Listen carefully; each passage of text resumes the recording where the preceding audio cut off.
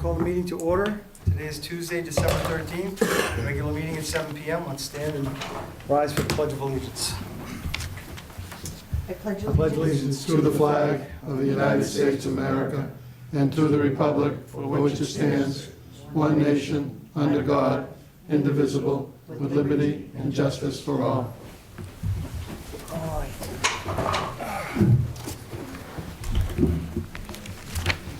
Okay, first item on our agenda is the public announcements. The Hanson Community Christmas is still accepting monetary donations, which can be mailed to Hanson Community Christmas, P.O. Box 163, Hanson, Mass. 02341. For more information, please email www.hansoncommunitychristmas@gmail.com or call Jenna Gomes at 781-718-0891. The town clerk's office will be closed from 10:45 to 1:30 on Thursday, December 15th, that's this Thursday, for training. Please plan your business accordingly. The annual tree lighting will take place on Saturday, this Saturday, December 17th, from 5 p.m. to 7:30 p.m.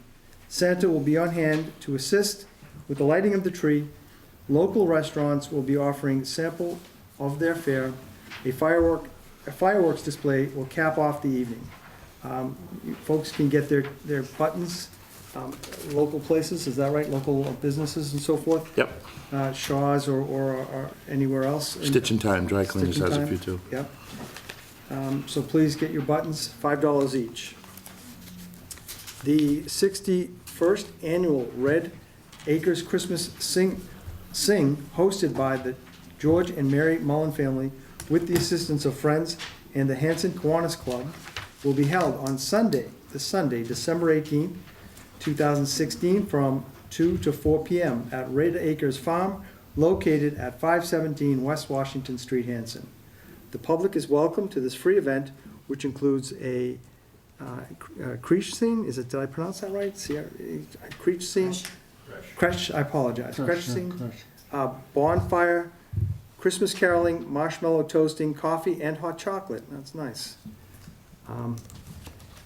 So I wanted to make sure we got all the announcements in. I think that is all the announcements, right? Upcoming meetings, nothing added. The final Plymouth County Hospital Reuse Committee will be held Wednesday, December 14th, from 4 p.m. At the police station. The Historical Commission will meet on Wednesday, December 14th at 7 p.m. I'm assuming it's here at this office. Is that correct, Bruce? Do you know? They don't put the location, so I'm assuming it's here. The Selectmen will meet. Yes, the Selectmen will meet on Tuesday, December 20th at 7 p.m. Is that a confirmation, Mary, or is that just in case? I thought that was in case. Next, Selectmen's meeting? No, we're Yeah. meeting. It is meeting. We are meeting, okay. All right, cool. We have all the licenses to do, and we have a swearing in of a firefighter. Firefighter, okay, cool. That's nice to know. So, you've been notified, Beth. Thank you. You killed two birds, Mary. you're the next one we're gonna notify. Yeah, you were next on the list to notify. I'm not gonna. Okay. Glad you came to this meeting. Yeah. Okay, thank you. The next item on our agenda, first of all, for the folks out there wondering where Mr. Mike McHugh is, he's not with us today. He's not feeling well. He's been out sick for about a week and a half, I think now, and we wish him well and look forward to his return. And speedy recovery, Mike. And by the way, Mary, thank you for filling in during his absence, right? You're welcome. So for new business, I have discussion and vote the appointment of the records assessors officers. And I will read the names to them here. They have Mr. Mike McHugh, Town Administrator, Elizabeth Sloan, Town Clerk, Gina Sheridan, Accounting, Virginia Costley, Appeals, Lee Gamesh, Assessor, Donna Tramontana, Board of Health, Rob Curran, Building, Laurie Muncy, Planning, Jerry Thompson, Fire, Rob Brown, Highway, Nancy Campolini, Library, Mike Mix, Police, Nicole Campbell, Recreation, Jean Sullivan, Treasurer Collector, Rob Arsenal, Veterans Agent, and Mr. Richard Muncy, Water Department. This was a request from our from Beth Sloan, right, Beth? Would you like to speak to It it? was a request because it's the law that has to be done. That has to be done, right. And I know that there was some issue, and this is basically a record assessor's office. Hold on, let me go to my points here. So basically, you're saying that, chapter 66, section 6A, right? Records assessor's officers, designation, powers, and duties. It says, each agency and municipality, oops, here we go, shall designate one or more employees as record assess officers. In a municipality, the municipal clerk or the clerk's designees or any designee of a municipality that the chief executive officer of the municipality may appoint shall serve as record access officers. For the purpose of this chapter, the term agency shall mean any equity other than a municipality, and I don't want to go into many of the multiple pages. There's 5 or 6 pages with it. Is there something you wanted to point out? There's 5 or 6 pages to this law.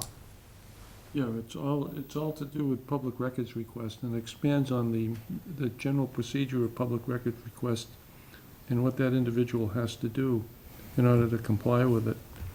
One of the interesting things, I went online to see this, and it says that electronic records, it says, under the new version of the law, requests must provide, the RAOs, as they're called. Records access All of officer. those people you just mentioned Yes. must provide public records to the requestor in an electronic format unless the record is not available in electronic format, or the requestor does not have the ability to receive or access the records in a usable electronic format.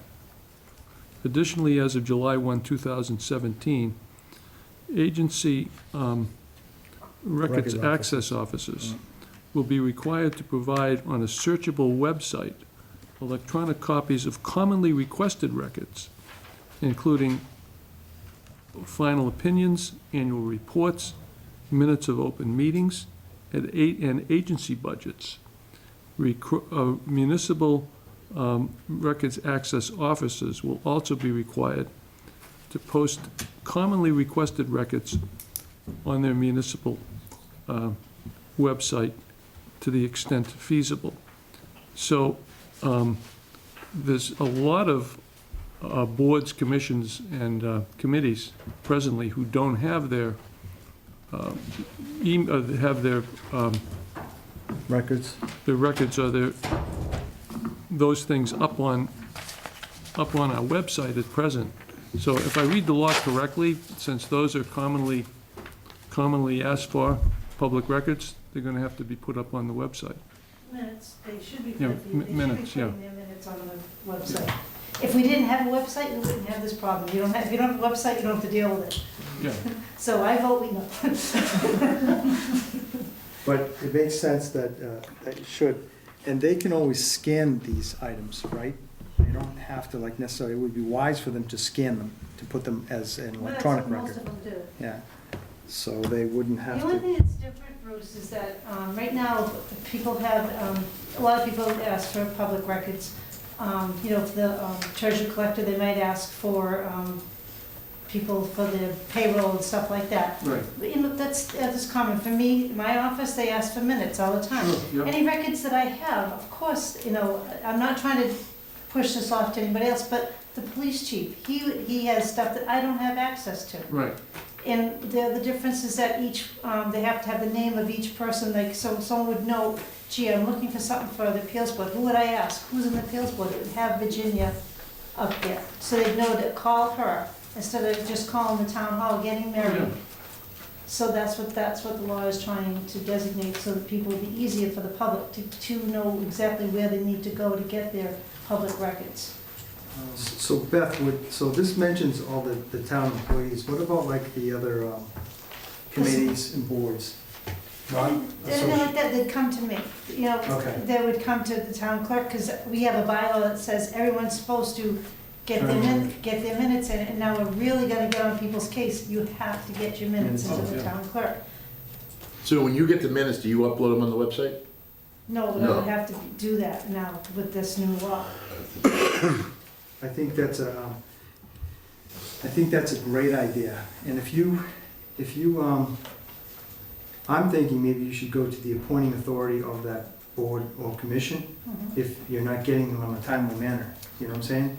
The three strike you're out type policy. So if you've asked for them 3 times and you're still not getting them, I'd go to the appointing authority at that point and say, look, I don't have any records and I Well, should. that's another reason why I was asking, because by the law states, it actually goes to To me, you. and I could be appointing everybody. Right, But I have no authority over these people. You Right. do. right.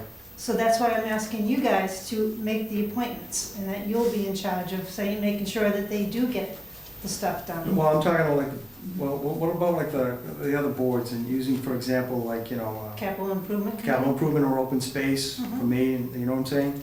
Those ones, right? Mhm.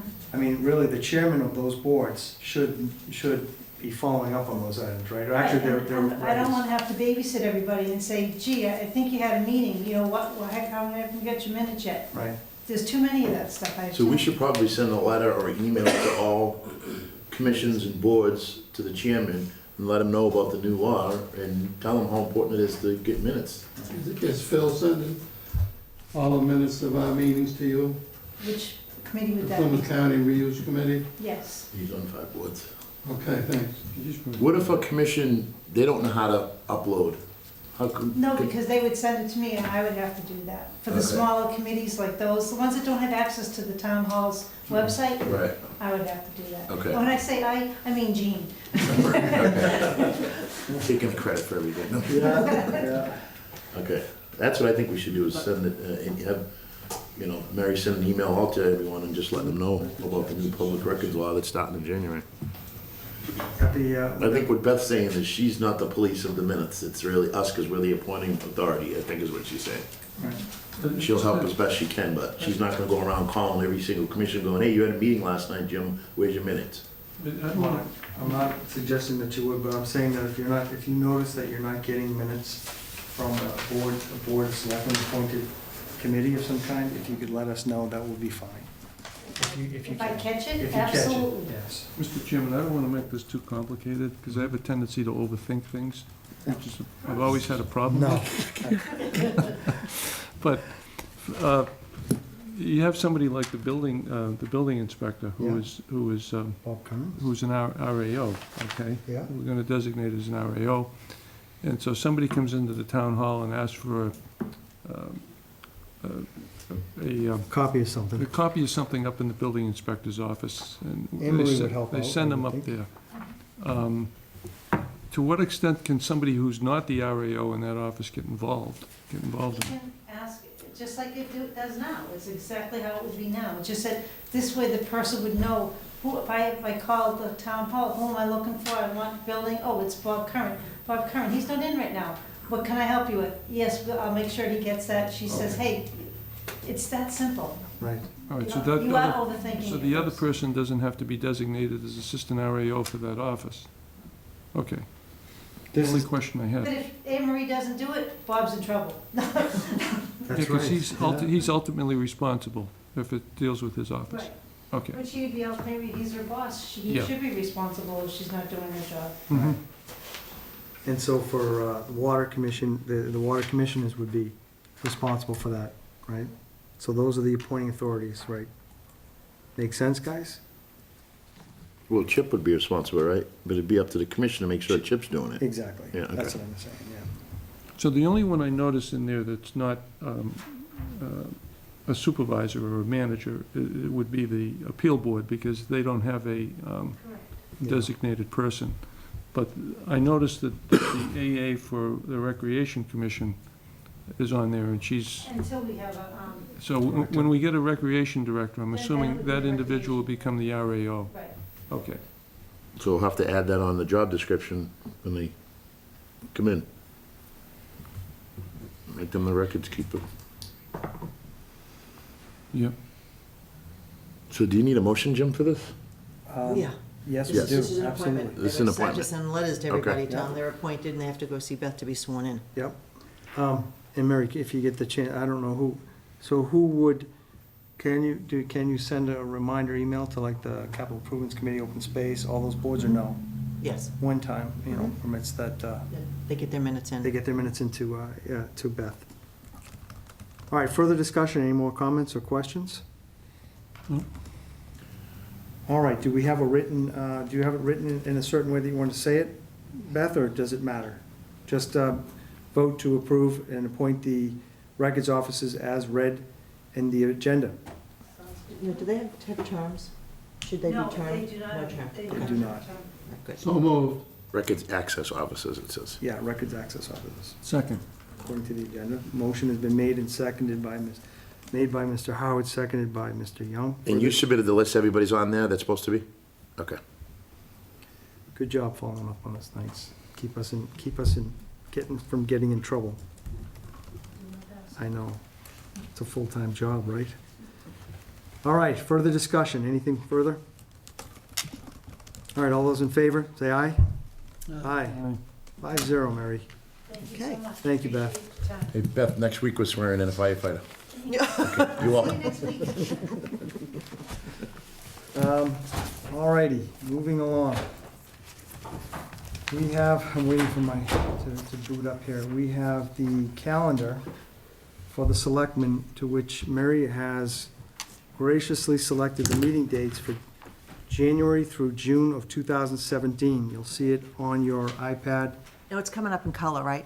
as, yes, it is. Okay, good. As item 2 on the left-hand side. You guys got it? I see Don Howard's on top of it. Wow, that's good. I get this one too.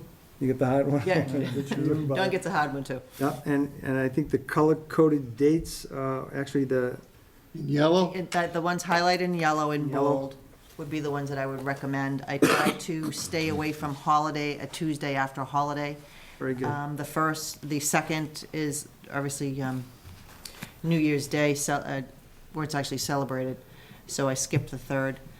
Any of these dates we can put in another meeting at any time. In between? Or cancel it, just to kind of get us started for the first 6 months, and I did this without Mike, but You've the got them here for the whole year. No, she got till June. I just did. The yellow just- highlights are the just- dates that you Yellow select. highlighted ones, Dawn, are the ones we're doing, so. Yep, I got those. So we have January 10th, January 24th, February 7th, February 28th, Mhm. March 7th, March 21st, April 4th, 11th, and 25th, Right. May 1st and 2nd, town meeting, May 16th, June 6th, and June 20th.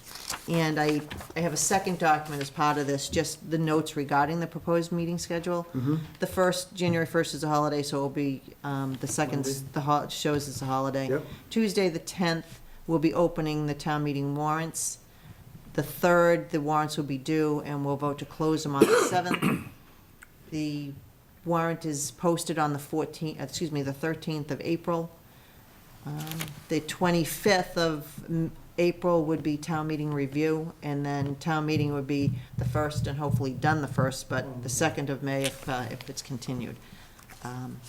That's So we cool. can put these in place, but it's always, subject to change, but at least gives everybody an idea of what's coming up.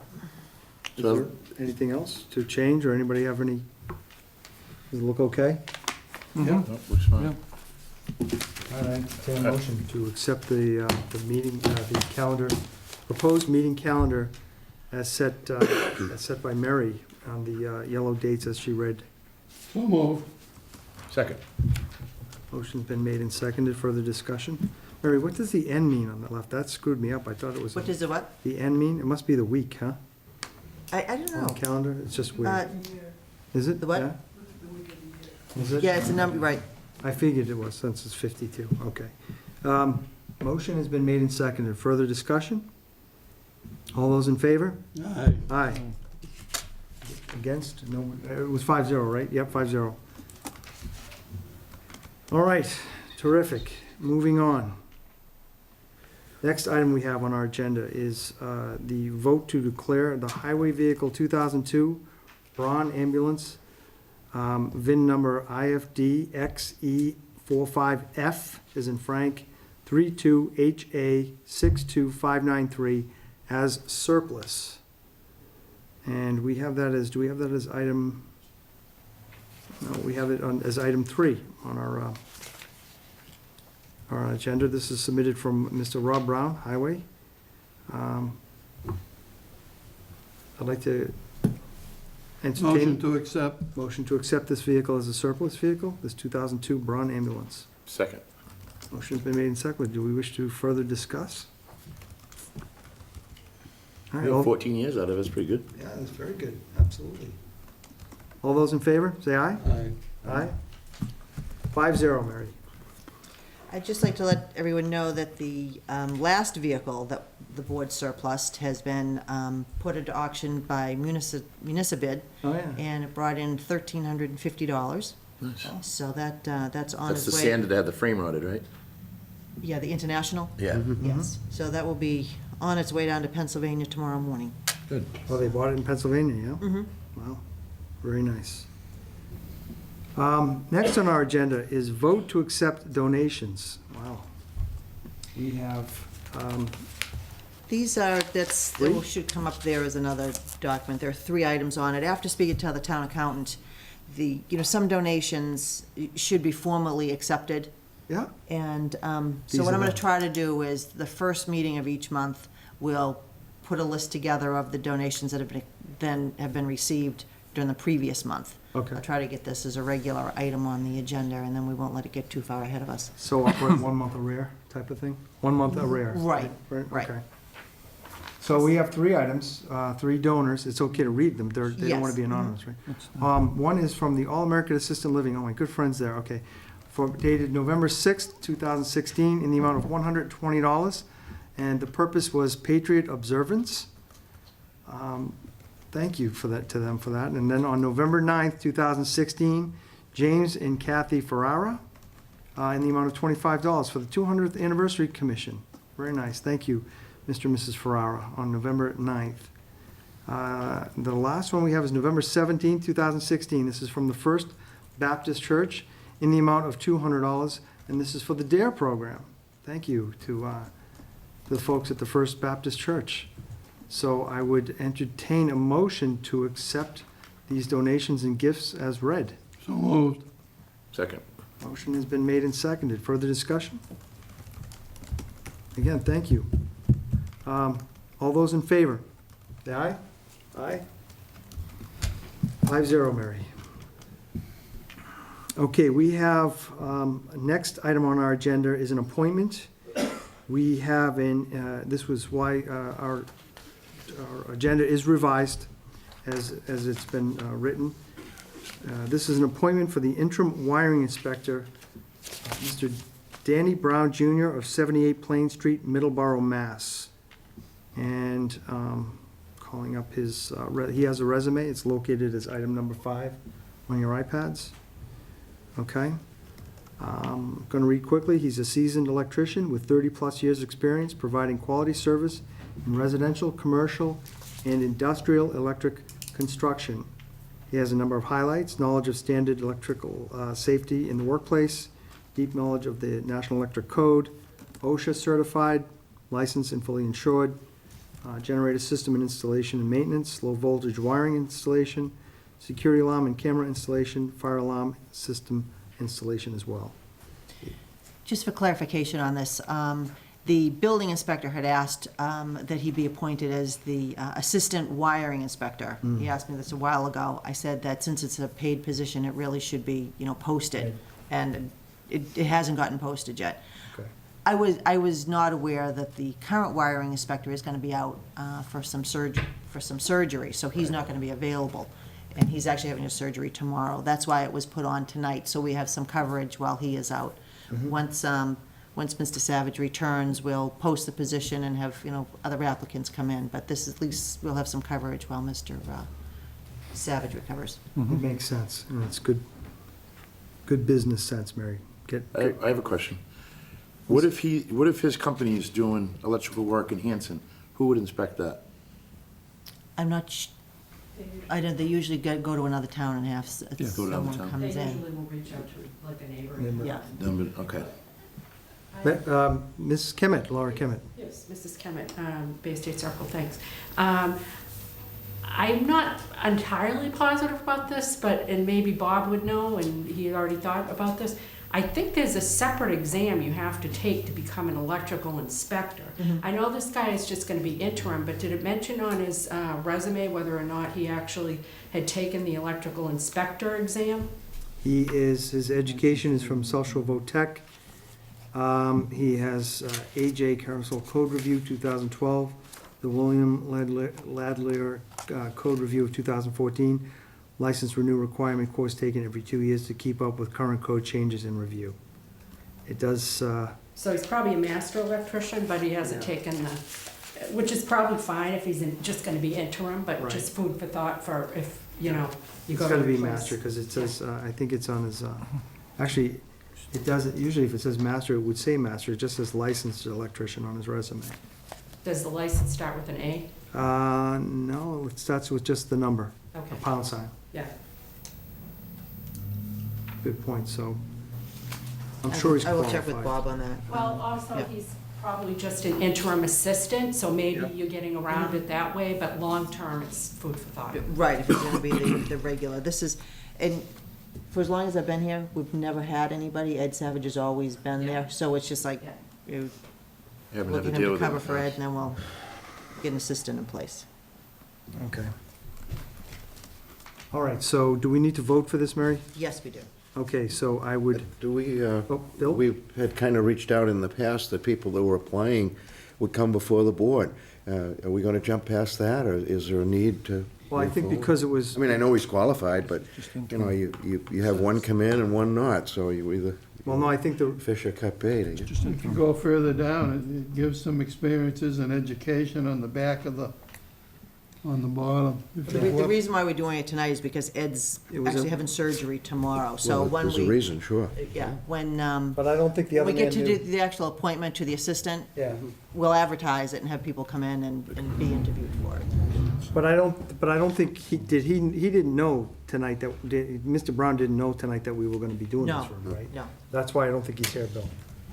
License renewal requirement course taken every 2 years to keep up with the current code changes and review that he does, so, I don't know. You have to do that to keep your license, just like you do for a lot of other licenses Right. in Massachusetts. Okay. I'm sure he must be up to date, he just didn't. My calendar Taking in that. sync with, But Bill is right, and, you know, we want to, definitely don't want to get away from people not coming in and. No, I know. This is an emergency situation, so I understand, but. I mean, his resume speaks for itself, I'm not knocking anything that way, I'm just, you Yeah. yep. know, we're gonna do for one and not the other. No, I agree. I agree. I kinda knew that it was an emergency from the email that Mary had sent me, so I assumed he wouldn't be here from it. It is a good point, Bill. So further discussion, anything else on this? All right, I would entertain a motion to appoint Mr. Danny L. Brown Jr. As interim electrical inspector for the town of Hanson. So moved. Second. Motion has been made and seconded. All those in favor, say aye. Aye. 5-0. Thank you, Mary. All right, back up to the agenda. Okay. I'm going to table the follow-up on the Recreation Commission report and put that to the last part of this meeting. I hope that's the general consensus of this group would be acceptable Oh, to that. sure, All yeah. right. We gotta wait for Leo to get here. Okay, next item I have is the discussion regarding the hiring of the Recreation Director. So we have a situation where, because we are without Mr. Mike McHugh, obviously, we're not moving to the wishes of the last board vote, which was to have him interview for that position, and if I'm not mistaken, he's doing everything he can to come back sooner than probably what his doctor will allow, if I'm not mistaken, right, Mary? But, so, the way I'm seeing how this is going, and we just wanted to give folks an update here, and obviously possibly to the reasons as to why we haven't done anything, is the board had put Mike McHugh in charge of hiring for this position, and unfortunately, he's been sick, he's been ill. So he's not been able to follow up on that particular point. Now, we've got a couple of different scenarios here. Obviously, we've got the report, the final, on the, follow-up on the report from tonight and on the investigation. And, we should be hearing that. I'm assuming that sometime in the next week or two, maybe in January, that we may be wanting to follow up with the recreation director. And by that, I think would mean that by that time, we could possibly have a a recreation commission in place to actually move forward with that hiring. Make sense? Yeah. They could, certainly, I would recommend that whomever we put into that position at that time, that they use Mike McHugh's experience on maybe helping with the interview. I think that would be a wise thing to do. Well, he does the interview anyway. Excuse me, yeah, but I thought, but don't they do the actual hiring of it, or no? They do the actual hiring. Yeah. He does the interviews. But I was hoping something would be both, that they would both do together to kind of, as a collaborative effort. That's the way it normally works, Yeah, yeah. okay.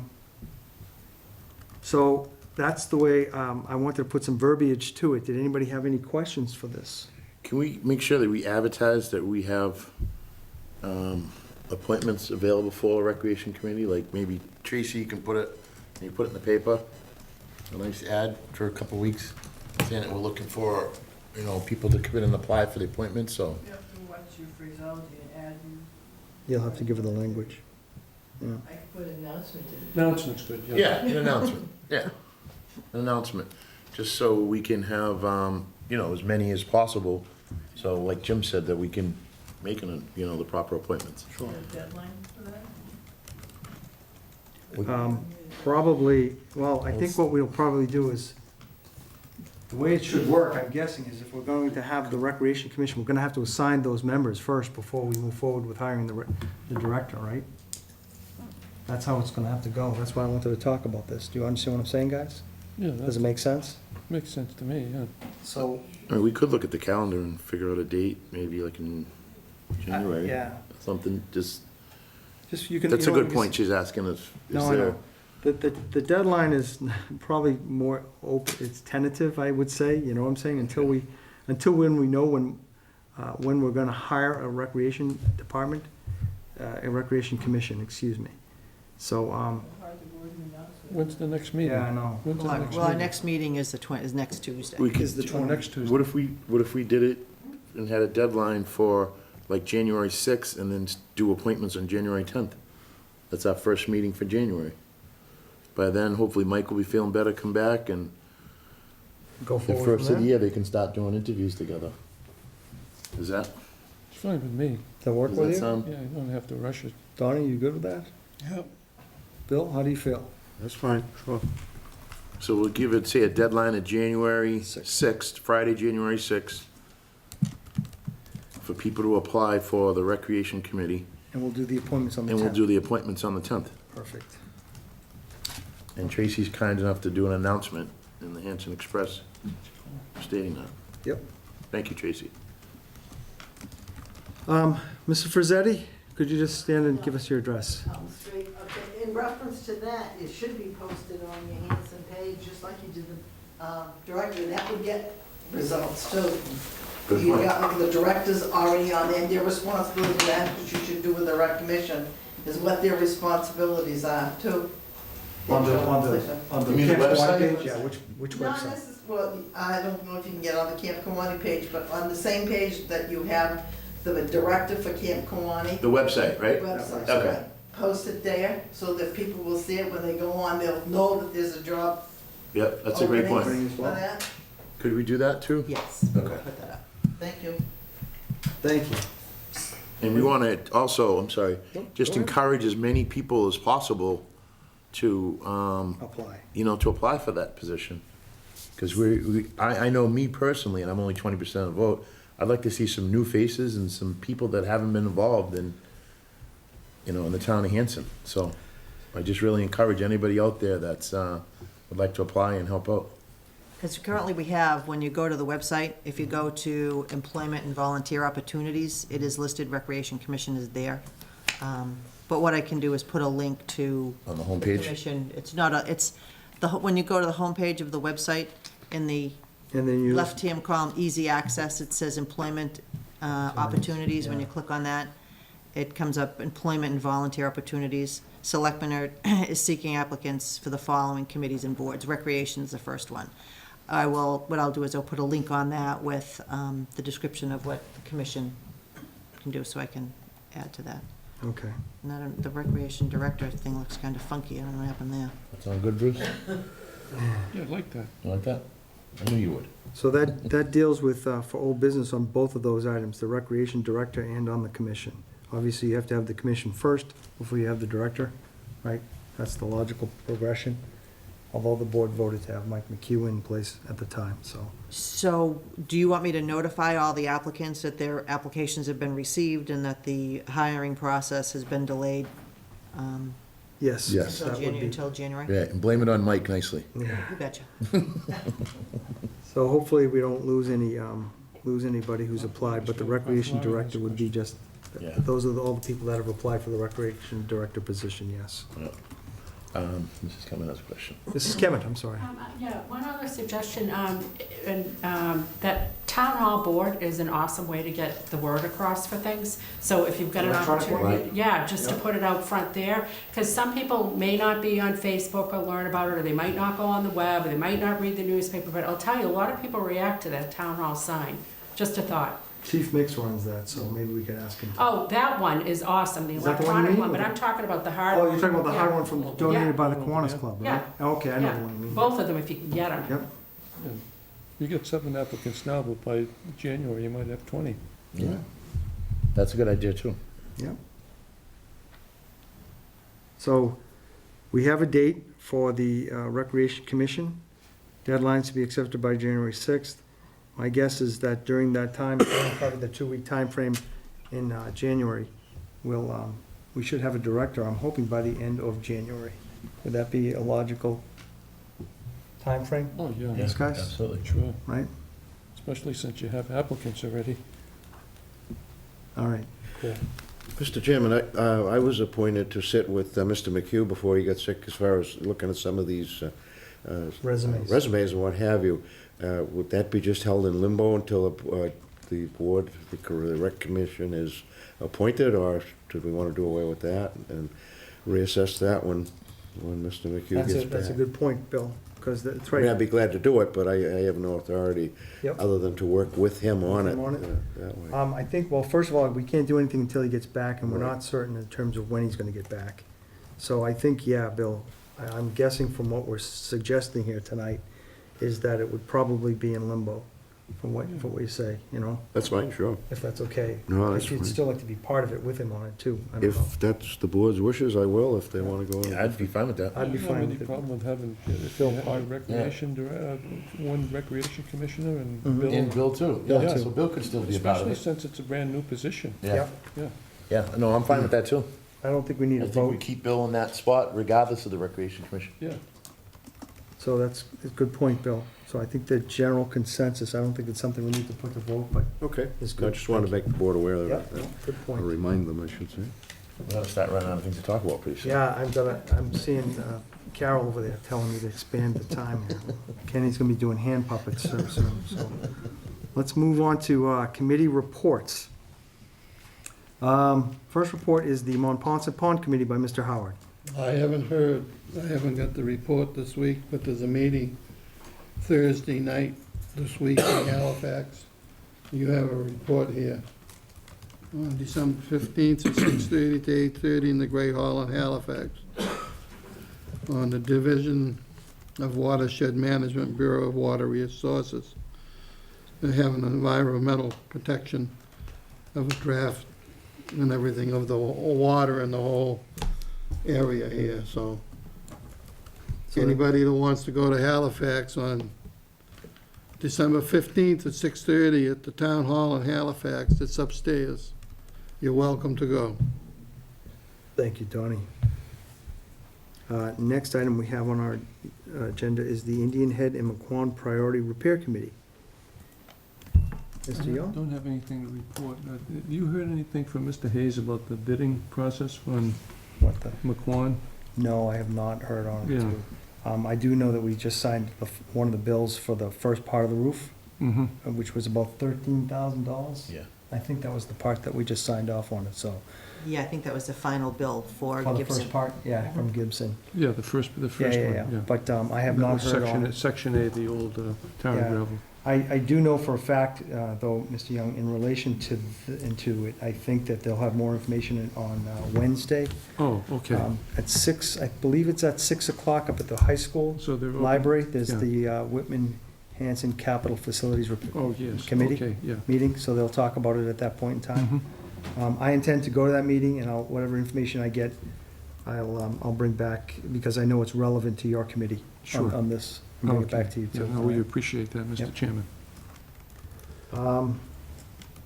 Okay, next item we have is the Highway Building Committee. Mr. Scott, Nothing to report, Mr. Chairman. thank you. I would like to mention, though, I got a couple of calls about a lot of activity Yes. up at the site. They thought it was the highway department. I explained that it was not the highway department, but do you know what it is that they're actually doing that I can convey to some of the callers? I know they were finalizing their cleanup. I haven't been down there, but I could stop down tomorrow and check with the job super down there. He's been very cooperative, even though it's not the town's to do it, but the noise issue maybe, if that's the case. It was a noise issue. They were Yeah. starting earlier than 7. Okay. And actually, the highway surveyor went down and checked. He said the trucks are lining up about 6:30. They aren't really Okay. starting any work, but it is kind of disruptive to the neighborhood, so. The neighborhood now. All right, thank you, Mr. Scott and Mary. So the next item we have on our agenda is the final Plymouth County Hospital Committee update. Mr. Howard? Last Wednesday, they had a meeting over there to go through all the structures to be removed and a walkthrough of the hospital itself. There was over 20 people up there. I don't know how many bids are gonna come in. Do you know when that date is to bring the bids in, Mary? Actually, it's this Thursday. The Okay. bids are due at 3 o'clock on Thursday. Generally, I'm off, but since Mike isn't here, I will be here to accept the bids and help Al Hanscom open up the bids. But Okay, and I also found out after this morning, there was another walkthrough up there for something. I don't know what it was about, but I didn't get there because I found out about it too late today. So that's all I have, but I do know it's in the works and things are moving along quite rapidly. Maybe that was a pre-bid meeting? They had a second pre-bid meeting earlier today. Somebody must have had some I read questions the or letter Al said something. that he had given out 15, Yeah, I've given out, I've had requests for over 20 that's great. bid specs. The thing is, sometimes you get two people from the same office, really, Yeah. they don't know what's going on or what, and some of it's also construction news groups. They like to get a list of the projects, and then they send them out Okay. some other way. But Al expects to have some pretty good competitive bids. So on Thursday, Mary, will we select the lowest bid? We'll open up all the bids. Al will assess them and make sure that they have the proper bonds, that they have the proper licenses and things that we need. And then Okay. he'll make a recommendation after he's Well, gathered. he'll take low bidder, won't he? Yeah, Most generally they presumably. do. It goes low bidder. But I'm talking to a lot of them up there, there's no work, and it's a good winter job, and having that's that good. many people Small up time there, is good. it might be a good Good thing for us as a town. good thing for us, yeah. I'm just curious whether or not you can let us know what the lowest bid is when you find out. Oh, sure. Yeah, I Okay. can let you know, because I get calls immediately afterwards, can you give me the bid results? And so I give them depending on how many people bid. They ask for like the first 3. If you've got 25 people bidding, they'll ask to go down to as many as 5 or 6, who are the Okay. low Now, bidders. that's companies, so they can find Some people out. actually ask me all of them, so I will just send it out. Okay, good. At first blush, when we do those, you get an idea of what the numbers are, but sometimes when Al takes everything back and looks at it, some of the bids may be a little bit different. But we generally have, depending on how many people bidding, 3 or 4 to maybe 7 bidders actually present while we're opening the bids. And what time's the deadline? What, is it? on They have to Thursday? be in, we'll be opening them at 3 o'clock. The deadline's 3 by o'clock. 3 o'clock, so I have to be here to stamp everything in. Well, thank you for staying late on Thursday. I'm not gonna be here Friday, by the way. I do have to be off on Friday, so the office will be closed on Friday. All right, That's opening at 3 o'clock, Mary, Yes, the openings for the bids. Don will be here. right here? yes. All right, so we are ready for the Take a recess. follow-up on a recreation investigation. I'm going to take about a 15-minute recess on this. Would you gentlemen be okay with that? Yes? Yes. All right. All right, we're in recess for 15 minutes. Thank you. Carol, you back?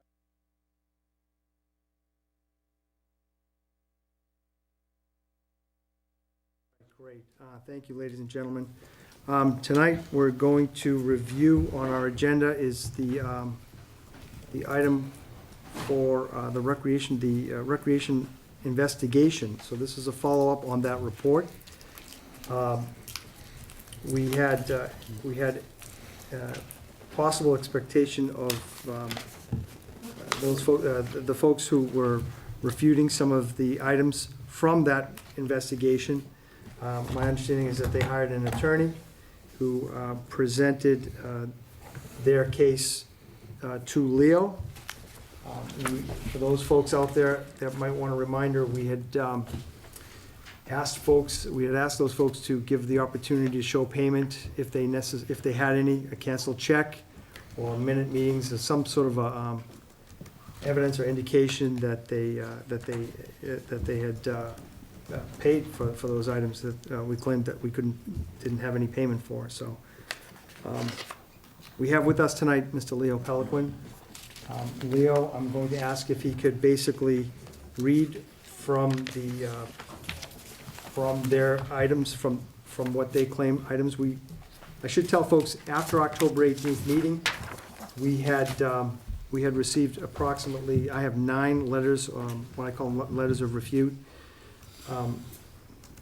On October 29th, I think we received 2, October 20th, November 9th, November 1st, and I'm reading them out of order, I apologize, and a couple more on October 20th, and one on November 2nd and one on November 10th. And what I think from the report that probably bothered me the most was that I saw nothing in terms of hard evidence, in terms of like a canceled check from anyone presented that had used the camp facilities up there, where we claimed that we had no payment from them. So we got no record of any kind from that.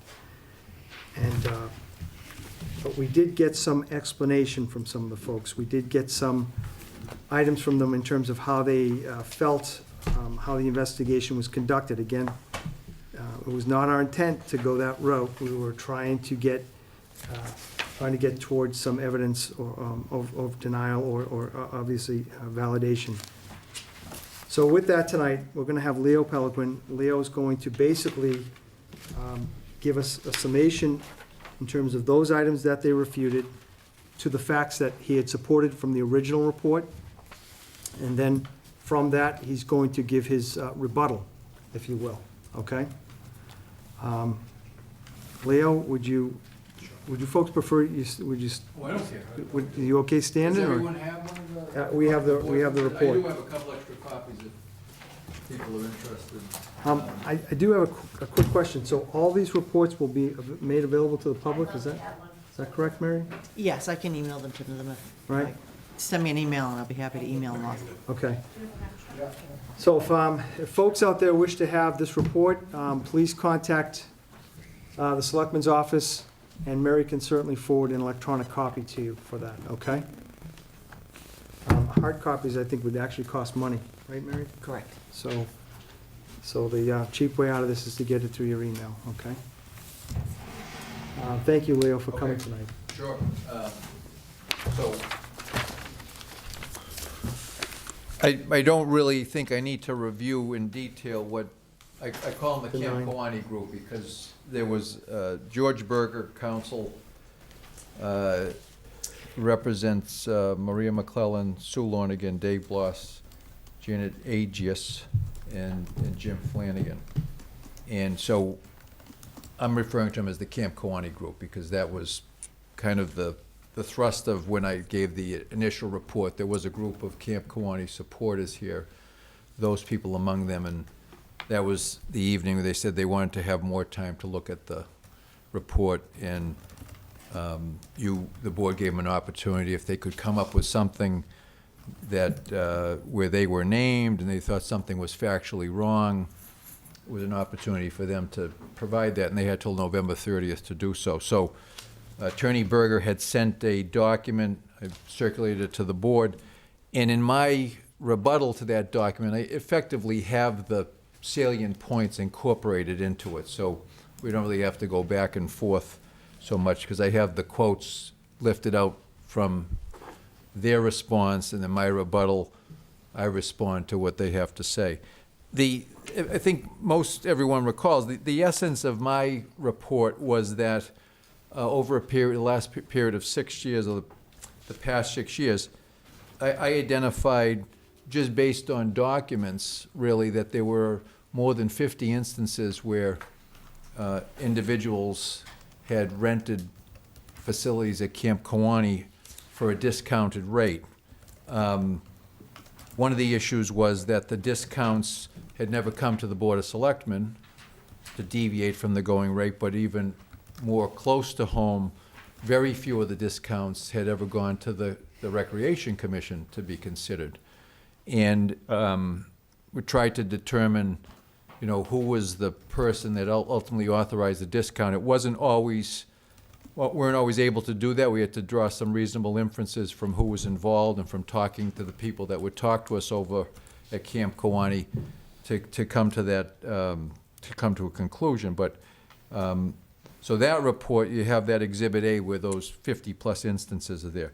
So in their response to the report, what I think is first is noteworthy is that we had multiple instances where there was documentation that individuals associated with the commission had, or particularly an individual, Mr. Flanagan, associated with the commission, had used the lodge over there for 3 personal events and had not paid for any of those events. He had used it for some other events that he had paid for, but for those events. I think it's noteworthy that in the response, there's no check to refute this. There's not even an attempt to refute this. There's apparently no dispute that he did use the facilities on 3 different occasions for, and did not pay.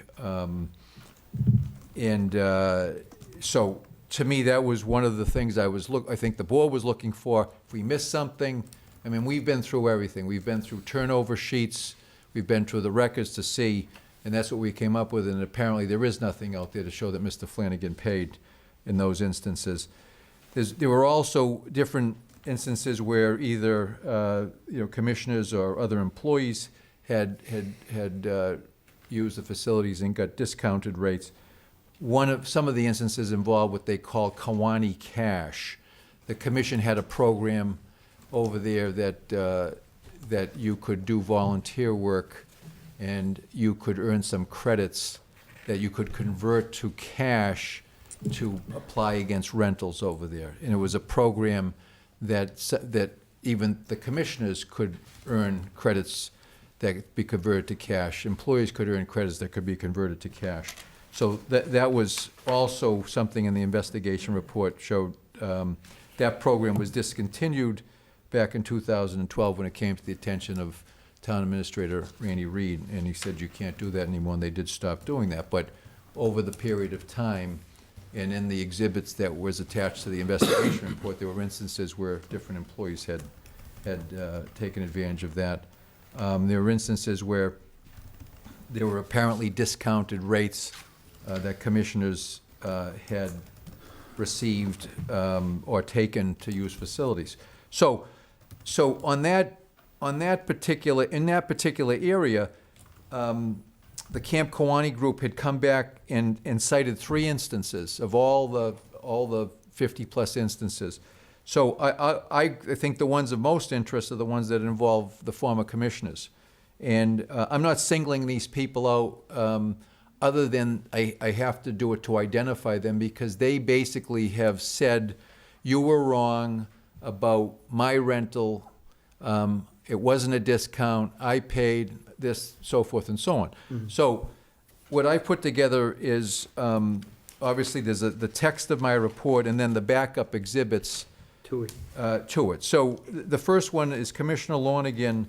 There's no dispute Commissioner Lonigan had used the lodge for 2 events in June 2012, then Commissioner Susan Lonigan.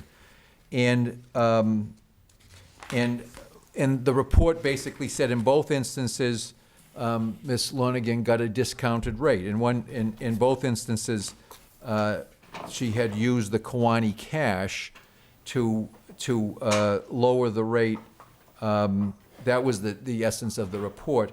And now the Kiwanee cash program, even though I think everybody now realizes that it was not an appropriate program, that there's some ethical law issues with that, the program at least said that you could not use Kiwanee cash to pay more than 20% of the cost of the rental. So the essence of the report was Kiwanee cash was used, it was used beyond the 20%, so even the Kiwanee cash program was violated. But in this instance, Ms. Lonigan has come back and has said, and you'll see, there's an exhibit here, it's just labeled Susan Lonigan. And you'll see in the exhibit the two rentals that she had done in June of 2012. And so the first one is a retirement party on June 7th, 2012. The second one is a graduation party on June 10th, 2012. So I'm going to go in reverse order because that's the way the Camp Kiwanee group addressed it. So her statement about the rental for the graduation party is on page 3. If you look at page 3 of my report, my response to the report, page 3, the text section, I've quoted exactly from the letter that Ms. Lonigan provided and that the Camp Kiwanee group provided as a response to the report. And she says about the graduation party, one rental, and she's referring to that, was shared with another family as there were 2 graduates. Our family paid half the rental. Leo was told this at my meeting. She's referring to her interview. Half of $300 is $150, which is what I paid. So let's address that first. She says that the rate was $300 for 4 hours, minus a 10% Hanson resident discount. So let's address that first. So in determining that there were discounted rates, we had to figure out what were the rates for the facilities over at Camp Kiwanee, in particular the lodge. And we went back as far as 2010, and you'll see as an attachment to my report tonight that there's a document that says 12810 Recreation Commission minutes, and it says Camp Kiwanee rental rates. The reason we went back was because we started in 2010, and I think for the most part, people understand that rates don't go down, they go up. But if we go back to 2010, we were trying to determine what's the argument for some of these lower rates. Is there an argument? Because we found on the whole, for the most part, we found documents that showed people were paying $100 an hour for the lodge, to rent the lodge. So when Ms. Lonigan says that the rental was, the rate, the June 2012 rate was $300 for 4 hours minus a 10% Hanson residence discount. So we go back in that exhibit that says 12810 Recreation Commission minutes. You'll see in the minutes of the Recreation Commission on January 28, 2010, and it's a meeting attended by Ms. Lonigan, because you see her signature at the bottom of the first page. Yep. There's one spot on that whole rate sheet, and it goes on for 2 pages, what the rates are. Yep. There's only one spot on the rate sheet where you see $300 as a rate for the use of the lodge. Right here. Is everybody with me? So if you go down, you'll look and you'll see. Page that- 2, Page 2, page 2, the $300. yeah, $300. But if you look on page 2, it says that's the lodge, Monday through Thursday evening, and it's for the off-season, October or 13th. 13th to April 30th. So that's the one place that you find the $300. Now, if you look at the graduation party for that Ms. Lonigan used it for, that's in June, that's at peak season, and it's not on a Monday through Thursday. In fact, it's on was it a Sunday? It's on a Sunday. So obviously that rate could not apply to that. So I mean, you can look around for rates. You look at a Saturday function rate, Friday and Sunday function rate. All of those rates, even off-season on that same page, are much higher than $300. So, you know, they go from 1,000, 800, and then the resident rate's 768 and 640. So arguably, you know, that was the rate that should have been applied. But given that we found enough documents where the rate for the lodge was $100 an hour, we basically stuck with that, or I basically stuck with that as the going rate. And so $300 can't possibly apply to that particular event because it's not off-season and it's not on a Monday through Thursday. But, and maybe more than $100 is warranted there. But if you just go by $100, $100, now you go to and see with the Sue Lonigan exhibits, you'll see that that event is indicated as a 5-hour event. The document, it's the second rental agreement in line. It's June 10th, 2012. Graduation party, written right on there, 1 to 6 p.m. Yeah, Now, you'll see another document, this one, 1 to 6, guys. 1 to 6, okay? Yep. And so, you know, the question is, if it's 1 to 6 at $100 an hour, it's, everyone can do the math, that's $500, it's not $300, and if you take the resident 10% resident rate, that would bring it down to $450. All right, so my rebuttal is that the rate wasn't $300. Given that it was a 5-hour event, it had to be $500. 10% resident discount, it's $450. So now we go back to Ms. Lonigan says half of $300 is $150, which is what I paid. She says 2 families were involved. I'm not disputing her that 2 families were involved because when we went to look for documentation for who paid what, Yeah, the only payment that we could find that anybody paid was that, and you'll see if we go back to the Lonigan exhibits, yeah, if you see in the last part of those documents, you'll see what they call a turnover sheet, okay. okay? And on that turnover sheet, you'll see two things circled. Yeah, Lodge 6, 7, 12, we'll get to that event in a moment, and then Lodge 6, 10, 12. and it says snow on it. right? Snow, okay, so we've determined that there was a fellow named Snow who also graduated and used the hall is part of the graduation party. So the $100 is what was paid by Snow. We looked further and found out that was actually the deposit. The $100 deposit was paid, but we have not located a payment from anybody else of any amount. So $100 is all that we can document was paid for that event. Now, if you look at the document that the rental application, the 1 to 6 p.m. rental application, it does say something about Kiwanee cash.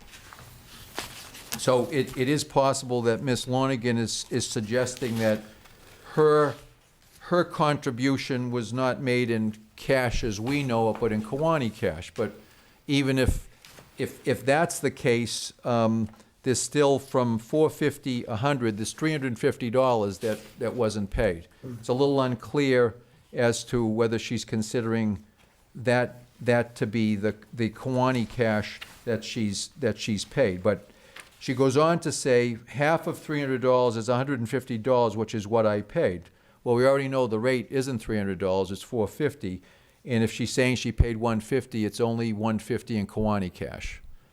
So the notion that the rate's wrong, I think the documentation shows the rate that was in the investigation report's not wrong. I don't know what Ms. Lonigan is considering as the $150 she paid, but we don't have a turnover sheet or any documentation that a check, as we would know it, has been paid for $150. The other thing that's kind of odd about that is that if we go with her logic that it was $300 and that the resident discount rate was 10%, that would have brought it down to $270.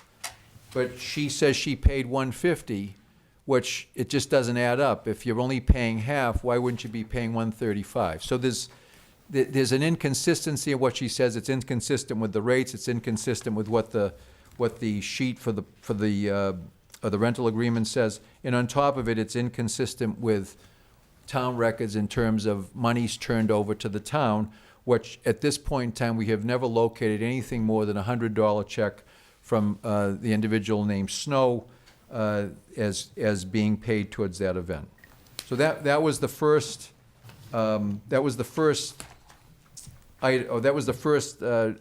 discounted rental that the Camp Kawani Group report addressed, and I think it's pretty clear that is refutable based on the records that we have. The second one is the June 7th, 2012 rental, again in the Sue Lonigan exhibits, for a 3-hour retirement party. Now in that instance, at $100 an hour, and that is a Thursday. Technically, I still think the rate's wrong because that was a Thursday night party, but it was on season versus off season. So, but it's $100 an hour nonetheless. So $100 times 3 is $300. That's $270 with a resident rate. So, Ms. Lonigan says in the group response that she acknowledges that it was $300 minus the resident discount. And she says, I applied Kawani cash. Now, we do have documentation that she paid $150 in real money. You'll see the turnover sheet. It's circled. We got a check for $150. And then it says Kawani cash is the rest. So if the charge is $270 and $150 is paid with Kawani cash, then, $150 is paid in real cash, then the remainder is Kawani cash. 270 minus 150 is 120. The problem with that is that by the rules of the program, as the commission adopted it, it's more than 40%. So that's my response to the claim by Ms. Lonigan and the Camp Kawani Group that I had it wrong in terms of whether those rentals were discounted. I think it's clear that we had it right based on the documentation that's in there. The second item that they raised was former Commissioner McClellan. The report indicated that she had authorized a discounted rental for her niece for an event in the Camp Kawani Library Room on June 12, 2011. Now, there's no dispute that the event took place on that date, and the issue is whether or not that her niece received a discounted rate beyond what's allowed for a resident. So if you look, you'll see in the exhibits, you'll see an exhibit with a sheet that says Maria McClellan. Okay, now right before that sheet, you'll see another exhibit, and the label to that exhibit is the 5/13/10 Recreation Commission minutes, and it says library rental rate. So 5/13/10 was a little more than a year before for the event at the library. And if you look at those minutes, there are a couple of squares that go around text in the minutes. There's 3. There's 3. If you look at the middle one, Yep. and it's quoted in the report, and what it says is Mary, and that's Mary Kuketz, who was the former administrative assistant over there. They're at this commission meeting. You'll see up above that the people there included Commissioner McClellan. Mary Kuketz had a question regarding rental of the library room, and it was determined that it could be rented for a 3-hour time frame during the week, Monday through Thursday, for $200, or on a Sunday morning from 10 to 1 for a small shower birthday party. The rental in this instance for Commissioner McClellan's niece was for a 3-hour bridal shower in the library. The rental agreement indicates that per authorization of Maria McClellan, and we're back to the Maria McClellan exhibit, you'll see on the rental agreement, it's 12 to 3, it's a bridal shower, it's on a Sunday. You'll see down below, total lodge, $150 per mm, that's Maria McClellan, minus $25 Kiwanee cash, $125 cash received. So the accusation was that that was wrong in the report because Miss McClellan says, no, you're wrong, the rate was $50 an hour for that event. And so we look, and the minutes say, no, the rate wasn't $50 an hour, it was $200 for 3 hours. And in addition to the 150's not correct because $200 for 3 hours is $200, it's not 150. On top of that, I mean, if you take for a Hanson resident, $200, it would go down to 180, but that still is not 150. And then on top of that, the 150 is reduced further by the $25 of Kiwanee cash. So at the end of the day, there's no dispute that only $125 was paid for that event. And again, the report says it was discounted. It was discounted by Commissioner McClellan.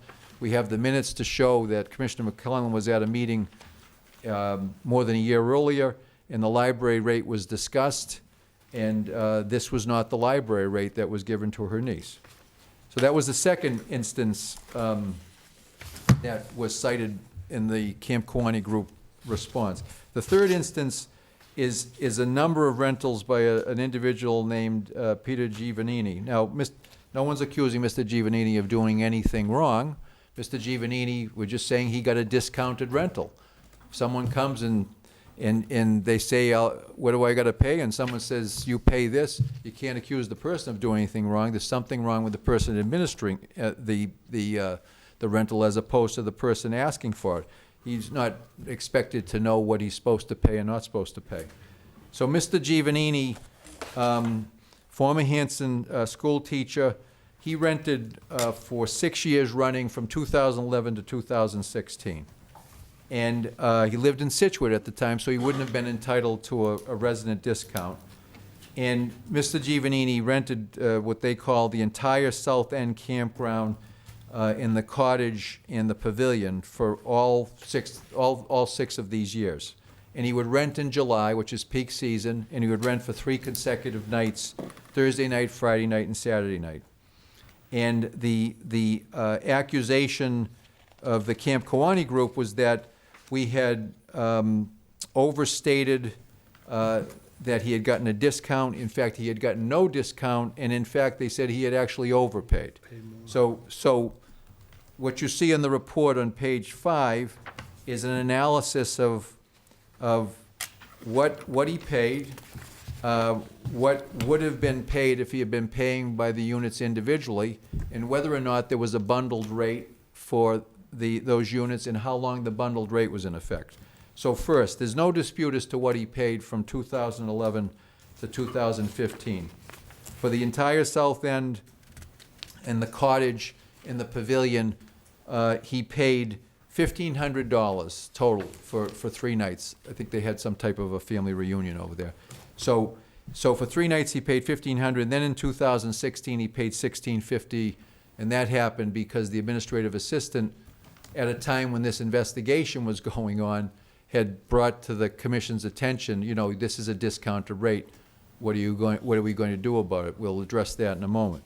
But one thing that is apparent, and if you look at the Giovannini exhibits, is that Mr. Giovannini, they're all there in terms of year by year, what he was paying. There's no dispute that he paid $1,500 for the first 5 years or $1,650 for the end.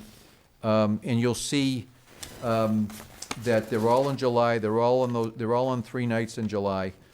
So, looking further at this, Mr. Giovannini also was given the privilege, and again, not accusing him of doing anything wrong, but he was allowed to book his rental a year in advance. For other prospective renters, unless you're renting for a wedding over there at Camp Kiwanee, you can only book 6 months in advance. So the effect of extending this privilege to Mr. Giovannini, beyond giving him the discounted rate, was to effectively prevented other individuals that would want to rent anything in the South End campground for themselves, and perhaps more importantly to the revenue stream over at Camp Kawani. It prevented weddings from being held on that same weekend. And the weddings, as everyone knows, is, they're the major money makers over there. I cite the 2015 rate where a wedding booking was $4,000 on a Sunday, and on a Saturday, Friday and a Sunday, $4,000, and Saturday was $5,000. So you see in the report on page 5, to rent those units individually, it's all broken down there. Essentially, depending on what year you choose, it would have cost anywhere between $27.45 and $35.10 to rent for each year, to rent those units individually. All of the Giovannini rental agreements, almost all of them were the payment and the approval of payment was by Assistant Caretaker Jim Flanagan. You'll see on the documents a stamp, a paid stamp, and then you'll see the initials on almost all of them. I think there's one where it's not there, but it will say paid, and then you'll look further, it'll say Jim or JF or something along that line.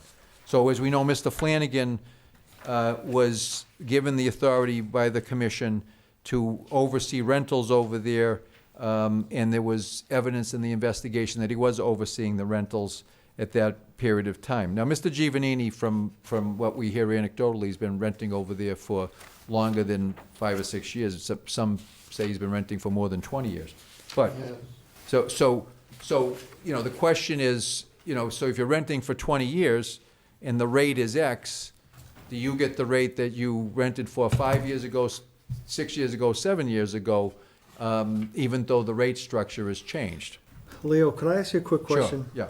So I understand what your point is, and obviously most of the bullets here say that the individual units would have been 3510, Yeah. right?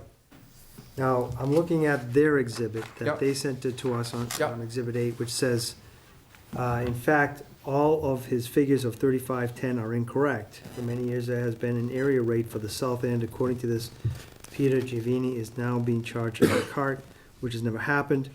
With that in mind, we still could not come up with this figure. Where did he get this incorrect information? So they're asking where you got the 3510. Are you getting that from the first page of what you submitted here? Well, if you look on page 5, Yep, that's what the individual units rent for. Was there a page 5. That's in 2015, granted it's in 2015. You don't find the rates vary too much as you go backwards. But 2015, and it's very explicit, in 2015, that you see those, that's the whole South End, plus the Page 5 of the cottage, plus the report. pavilion. You're looking in the wrong document, in the report, not the attachments. Page Not the 5 put page 5 in the report. of this report. I'm sorry. Okay, yeah, I'm with you now. Okay. Was there a group rate, Leo? Yeah, I will. I'm going to address that in a moment. At one point in time, there was a group rate. Okay. Okay, and granted, that's 2015, I didn't do every single year, but it didn't vary a lot. I think at one point, the cottage was $125 a night, and at some point back as far as 2010, it was probably $100 a night. So we looked to see whether there was a group rate, and so we looked for documentation of a group rate.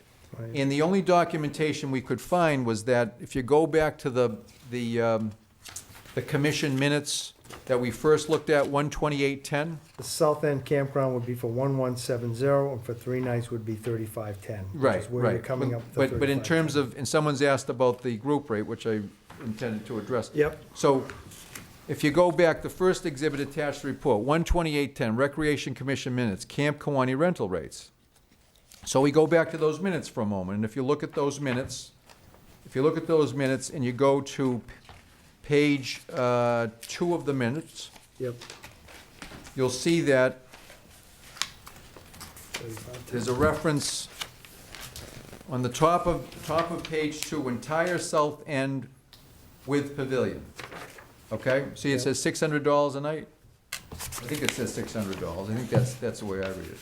Okay, so we're talking about January 28th, 2010, $600 a night.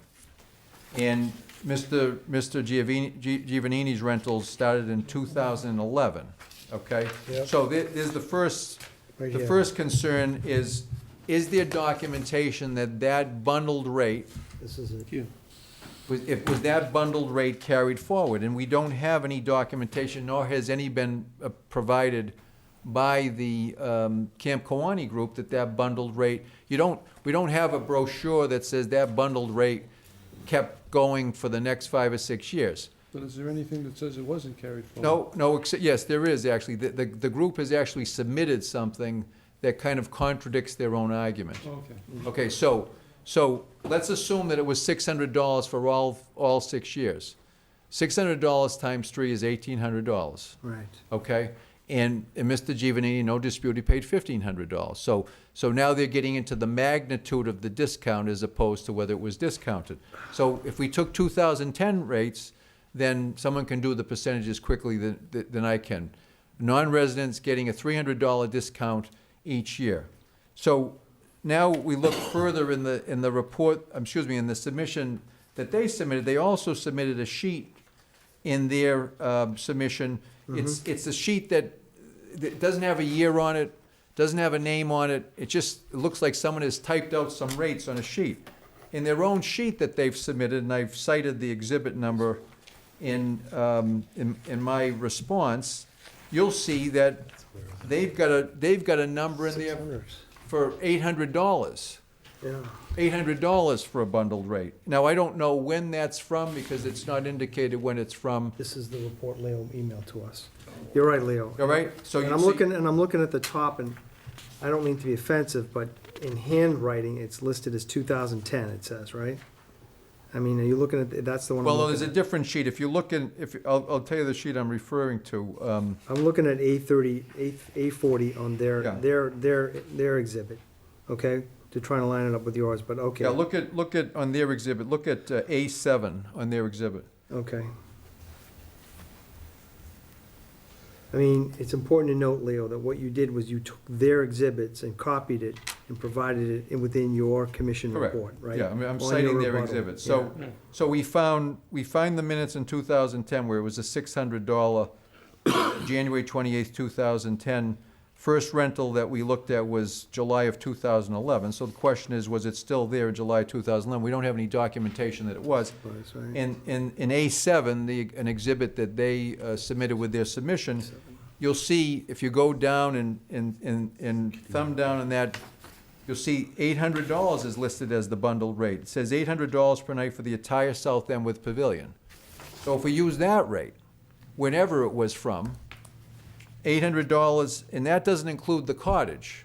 So $800 per night for the entire South End, 3 nights would be $2,400. If you add the cottage at $125 a night, which is also the rate listed on that sheet, that's another $375. So any year in which they contend the $800 night bundled rate was available to the Giovanninis, they should have been paying for that year $2,775, and they paid $1,500. And this is their exhibit. This is their exhibit, correct? So, Leo, But the problem is there's no date on it either, right, Right, Leo? right, There's right. no corresponding date to it. Correct. So, Mr. Chairman, Yes, sir. For you too, Mr. Leo. Young, sorry, yeah. what was the rental agent working with when she established these rates with Giovannini? Right here. In other words, if Giovannini went in there and he requested to rent those cabins in a particular year, I'm just trying to understand the process here. The way it's supposed to work, that if, excuse me, the way it's supposed to work, according to the procedures of Camp Kawani, that if somebody requests a discounted rate, okay, it's supposed to be first approved by a vote of the Recreation Commission, and then before the contract can even be drawn up. So what I'm asking is, when you interviewed the 3 administrative assistants on this particular one, because the Giovannini thing's been going on for 20 years. Right. Did you ask them, when Giovannini came in, okay, when Giovannini came in and he requested a break on the rate, what rate sheet were the AAs using? And if they knew he wanted a discounted rate, did the AA refer it to the full body of the Recreation Commission to decide what kind of a discounted rate that Giovanini would get for those particular years that we see here, because that's the way it's supposed to work in accordance with the rules and regulations of the camp and the rental agreements. I'm just trying to understand how that works. Yeah, so let's go to the Giovanini Rentals exhibit. The one that you have in front of you there. Jim, It's written, typed into the contract that Mr. Giovanini signed, that Right. the rate of the cottage for 3 nights was $300. The entire South End cabin for a rate of $1,200, that equals $1,500. Correct. That's what the contract says. Yeah, no, And again, that's typed, it's not handwritten. yeah, but understand, we're not accusing Mr. Giovanini of anything, we're I'm just saying that, yeah, the Recreation Commission is using contracts that have a typed-in amount right. saying it's $100 for the cottage or South End entire package. Well, somebody typed it Written, in. typewritten in here. Yes. Well, it's ultimately, if you look though in those documents, you'll see that someone's handwritten in the charges, right? Yes. Exactly. Yeah, There's so- also so- typewritten so- information that contradicts what you're saying. Well, how does it contradict what I'm saying? Well, as you go Well, wait a through minute, this excuse me, contract, let's- you're, if I'm you have sorry, a que- you my should, name is Susan McGrath, I'm 66 Gerald Street. thank you. My point is that there's contradictory information from what you're saying the rates must have changed to the rate sheet that you're providing from June of January of 2010. And then you have a contract that the person was writing up as it was sitting there, so I don't know if there's a look back to a master sheet of rates that the administrative assistants would have been working off of, where they've been using this contract that lists out the breakdown of the cabin versus, Well, we can't be as precise to figure out everything that happened back in 2000. We can go by the records. And what the records show that in 2011, first, what the records show, the first Giovanini rental shows that 7/23/10, he was allowed to rent for a year going forward. Okay, that was a problem right off the bat. No one had that privilege unless you were booking a wedding. So he's renting for 7/28/11. Now, what's he renting? He's renting the entire South End and he's renting the cottage. And he's getting $1,500. And all you see on their stamped paid is Jim F., Jim Flanagan. So that document would tell us that Jim Flanagan was involved in this particular rental. Not necessarily an administrative assistant was involved in that. If you go to the one for 2000, the next year, for 2012, he's renting, again, 7/29/11, allowed to rent a year in advance, There it is. not renting for a wedding.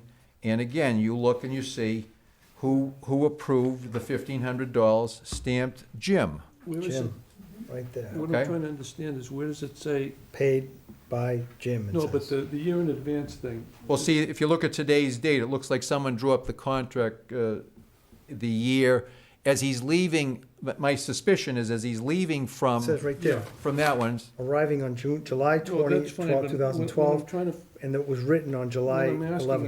is there anything in the 2011. policies and procedures, because I've looked at the policy and procedures, and I don't see anything about a year in advance, anywhere in the no, policy. what it says in the documents that I've seen is it says that you can only rent, you can rent 6 months in advance unless it's a wedding booking. A wedding booking you can rent further in advance. The idea being that you can't rent a year in advance just to use the Camp Kawani generally. No, the only way for- that I understood that, because I've asked that question before, is that applied to the lodge, because the lodge had to be for weddings, it didn't apply Right. to cabins. No, the lodge has a longer start date. In other words, think of a wedding, people plan Yeah. their wedding. It's a more lucrative event over there, so they give the wedding folks But the I didn't ability think to that, book more than 6 months I in didn't advance. think that applied to cabins at all. Why should it apply to cabins? What It doesn't. What do cabins have to do with, It doesn't. That's the point. The point is that for Mr. Giovanini, beyond getting the discount, he was getting the benefit of being able to book 1 year in advance Camp Kawani But or the what I'm- South End, and there was no wedding what involved. I'm trying to understand, I'm not trying to be argumentative here, is why would the cabins not be available a year in advance? Because they've got nothing to do with the wedding. Well, because, I assume it's because that, no, the wedding is available in a year in advance because it's more lucrative, I understand right? that, And you want to give people the chance, but they're booking the lodge for the wedding, correct, okay? correct. So why wouldn't you be able to book cabins a year in advance? It's got nothing to do with the wedding. Well, I didn't make the policy, that was, I'm told that's the policy, that. I've never seen that in the procedures. I have, no, it's not in the procedures, it's in the brochure. I've seen a brochure that says 6 months, you can't rent The before 6 cabins? months. Yeah, the cabins. Really? Anything but a wedding, it's 6 months in advance. A wedding, you have more leeway. So you've got the 2012, Mr. Flanagan stamps it paid. The only one in that line that I didn't see, Mr. Flanagan, I think 2013, I don't see, I see that one in 2013, it's a little unclear who's stamping that one. But if you look 2014,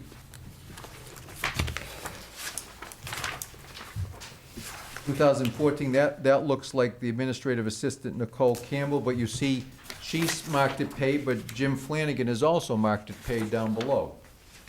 And the administrative assistants that I spoke to, and I spoke to 3 of them, said anytime there was a discount involved, it was a discount that was given with the authority of Mr. Flanagan. These documents in particular seem to bear that out. When you get to 2015, at that point, 2015, let's see, we already do 2015?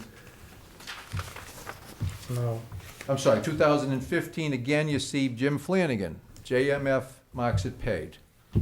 So in almost every document from 11 to 15, Mr. Flanagan, I impressed, maybe every document, Mr. Flanagan is listed as the one authorizing this rate for Mr. Giovannini. And the only time you see someone else on there is 2016, but we'll get to that in a moment, because that was a discount approved by the commission. But 11 to 15, it's 1,500, 1,500, 1,500, 1,500, 1,500. And I've not seen documentation where either for the 600 bundled rate, and we now have a document from the Camp Kawani group that says at some point there was an $800 bundled rate. But even if you use those numbers, it's the magnitude of the discount. It's not the fact that there was a discount. It appears that the $1,500 rate was a rate that was grandfathered for Mr. Giovannini.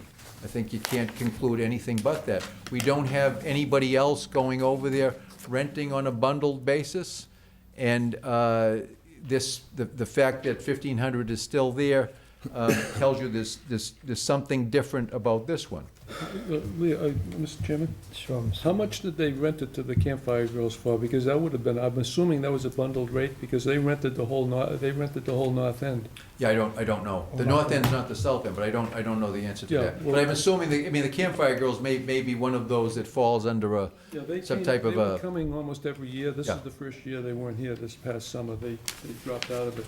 Yeah, but what But relevance they does that did have that to for 3 or this? 4 years, because then you'd be able to see what a bundled rate was, even if it was a different section. but, of well, camp. one thing we Look, didn't do no in the. offense, but if it's not listed, is the bundle rate listed on here, under the rate section? I don't see it, no. I don't see it, Bruce. I see 3 nights at $1,200, right? Their own Well, he exhibit, said there was a hold on, bundled their own rate. exhibit He says said there was a $800 a bundled rate night. At some point. He said there was a bundled rate at some There point. was a bundle, definitely there was a bundled rate as 2010. Yeah. Now, one thing, when you say the Campfire Girls, we did see a lot of rental agreements with what most people would consider local organizations that might fall under the nonprofits, and we purposely did not include these, and you won't see any of those in the list of discounted rental agreements, and that was purposeful, because it would appear that if you were a charity or a nonprofit, that there were different rates applied, even if they weren't specifically stated, or some were authorized, some weren't authorized. Were they voted on?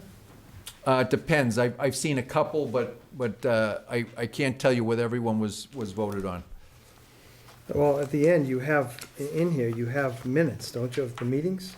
Some of them, Well, I think? we looked at through the minutes from 2010 to 2016, and there were with very few exceptions, did the commission actually authorize a discounted rate? And the list of 50-plus discounted rentals, I think you'll see maybe 3 or 4 instances where the commission authorized a discounted rate. They did here on the July 16th through the July 31st. So what happened in July of 2016, this was at a time when the investigation was ongoing and there was focus on discounted rates.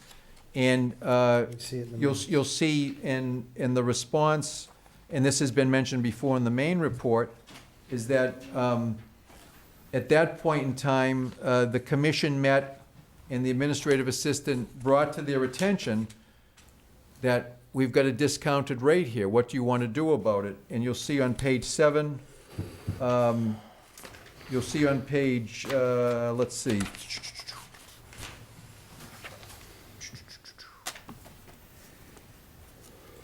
If I can point that out to you. Well, the discounted rate was $16.50. But you'll see, I'm sorry, it's in the Giovannini exhibits. Yes, You'll see some minutes from commission meetings. yes. In a June commission meeting, someone raises the issue of, we're dealing with a discounted rate, what do you want to do? This is June 2016? 2016, it's Yeah. towards the back end of The the square. Giovannini Oh, okay. exhibits. Yeah, This is while the investigation's going on. While the investigation's going on, and the issue is raised to the commission by the administrative assistant, and the administrative assistant is, the response is that the Giovanninis have been renting for 30 years. Jim explained only if they have been coming to the camp for 30 years. Nicole asked how she would explain the significant discount to auditors. Jim explained they could see him if they had any questions. Discussion was held regarding the BGOB event, Bluegrass and That's the Bogs, part, it's right? the last page of the minutes from the June 9th, 2016 meeting. The response is that they've been coming for 30 years, Yeah, and anyone coming along would get a similar discount. Now, again, that's only the discussion. The next page in the minutes that you'll see Yep. is a subsequent meeting. motion to approve. Motion to approve, this is July 14th, 2016. Now, at that meeting, they not only approved the discount for 2016, the commission, but they approved it for 2017 if they decided to return. So the vote's self-explanatory, $16.50 for 2016 if they want to come back in 2017. Now, neither of these votes came to the Board of Selectmen. And that was in the midst of all the controversy and all the inquiries about discounted rates. But they didn't have to, Leo, at that point. Well, I guess that's open to interpretation. It wasn't part of the policies and procedures that had to come here. It only had to be approved by the Look, We have the Recreation statutory Commission. issue about the that commission. nobody even knew about that statutory, Leo, until you did the report.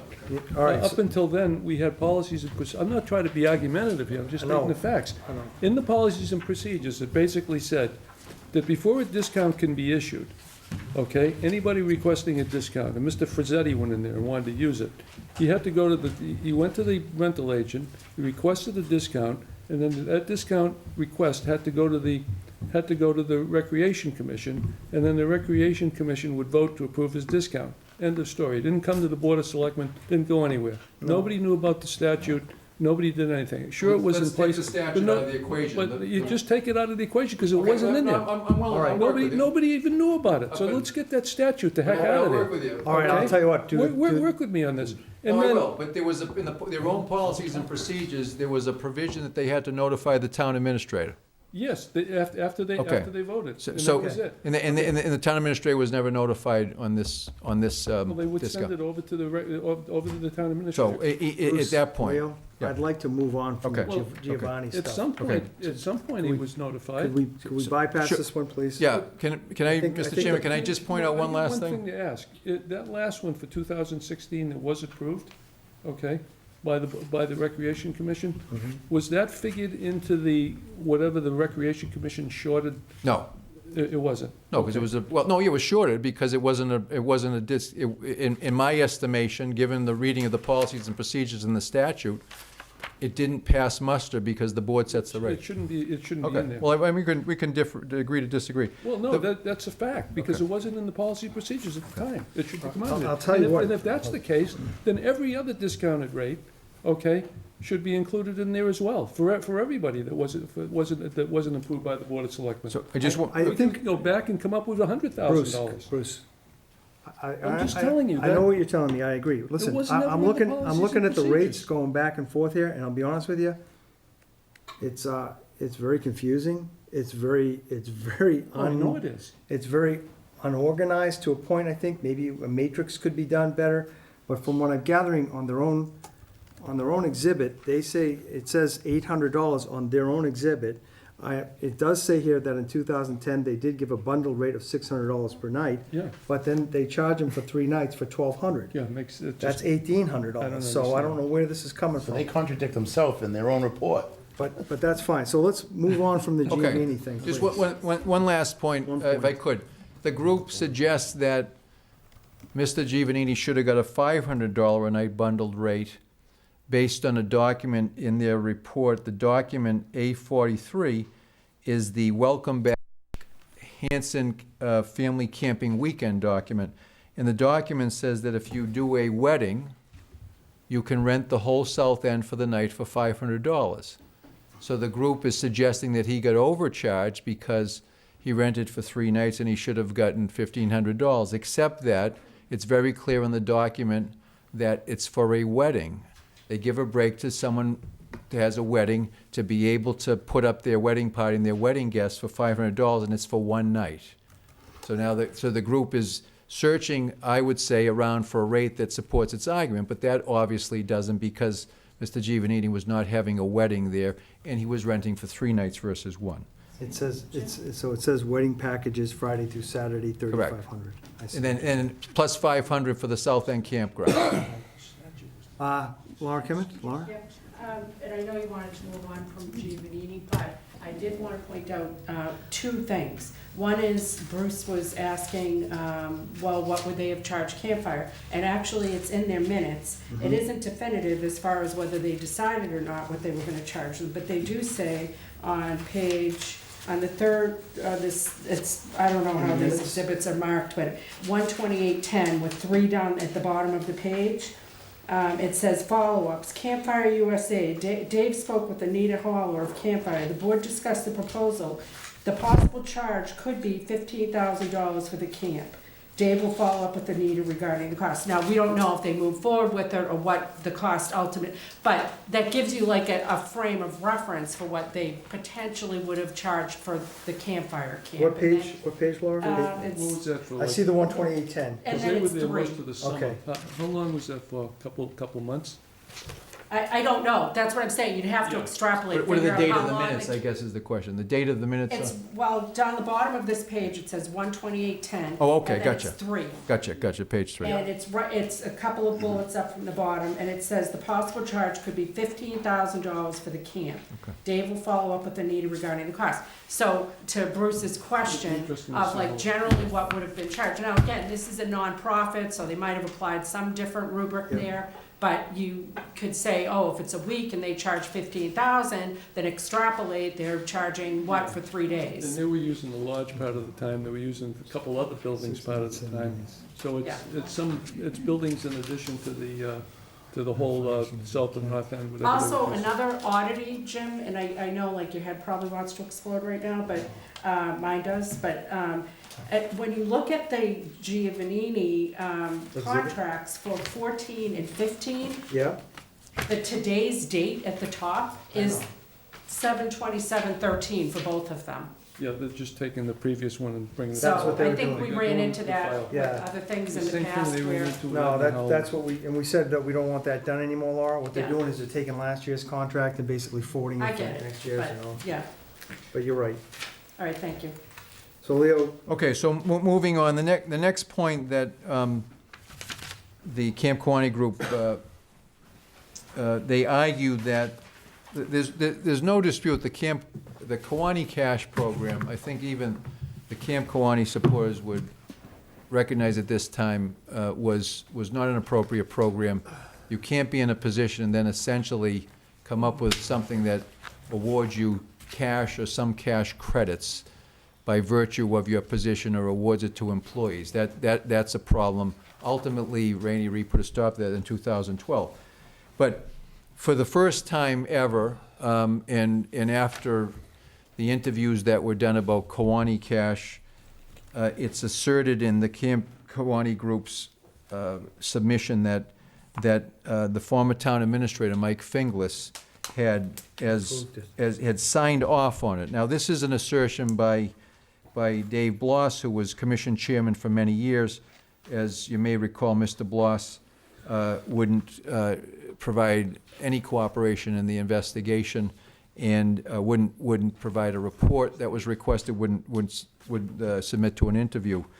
And so he makes this assertion that in Exhibit A26 that Mr. Finglas signed off on. So I contacted Mr. Finglas. Mr. Finglas's response was that he never heard of the Kiwanee Cash program or Kiwanee Cash. Right. Mr. Chairman? Wait a minute. You contacted Mr. Finglas? Mr. Finglas, and Mr. Finglas retired in 2009. Yeah. And Mr. Finglas told me that he had never heard of the Kiwanee Cash program or Kiwanee Cash. Question. So The Bloss, because a couple times in here, Bloss wasn't even on the commission then. it's been stated that Finglas had signed off on it, right? Correct. Well, it's stated once. He states that Mr. Finglas had signed off on it. How far back does that Kiwanee Cash go, Leo? Well, I talked to some of the administrative assistants that worked there for many years, and we, as best I can determine, it did precede 2010.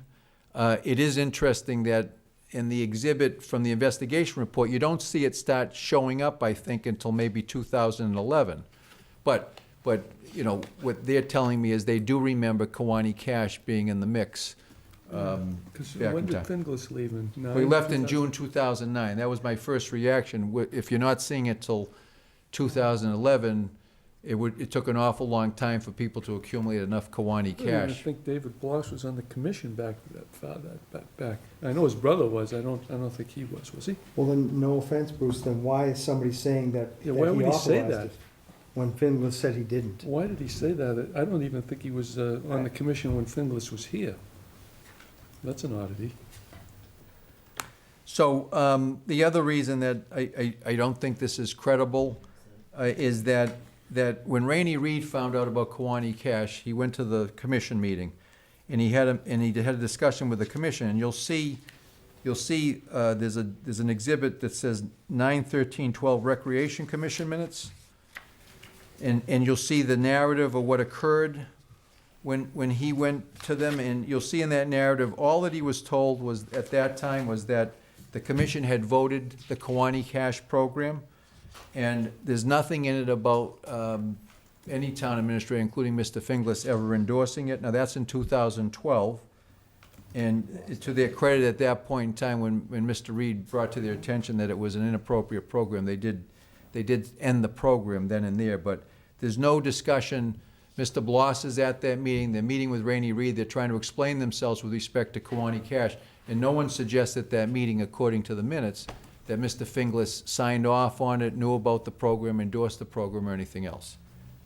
So I think, you know, that allegation, and finally, Commissioner McClellan, who was very cooperative in the investigation, she has acknowledged that, you know, she took the lead in doing the paperwork for the program, and she told the investigator, myself, that the program was discussed and approved at a commission meeting, and she's never asserted, then or now, that Mr. Finglas endorsed the program, approved the program, knew of the program. Just for clarification, I just checked the town report for 2009, and Dave Bloss was the chairman in 2009. Was he that Oh, far he was back? on 2009. Yeah. Okay. Interesting. So the next part is, again, what you have in the submission from the Camp Kiwanee Group is a series of letters from different people. And Mr. Bloss wrote a letter first alleging that Mr. Finglas had signed off on Camp Kiwanee. And he also alleges that, everyone agrees his mother rented there for 5 years running, for an annual family Christmas party, and the rate being $100 an hour, each year she got a discount of fairly significant proportions.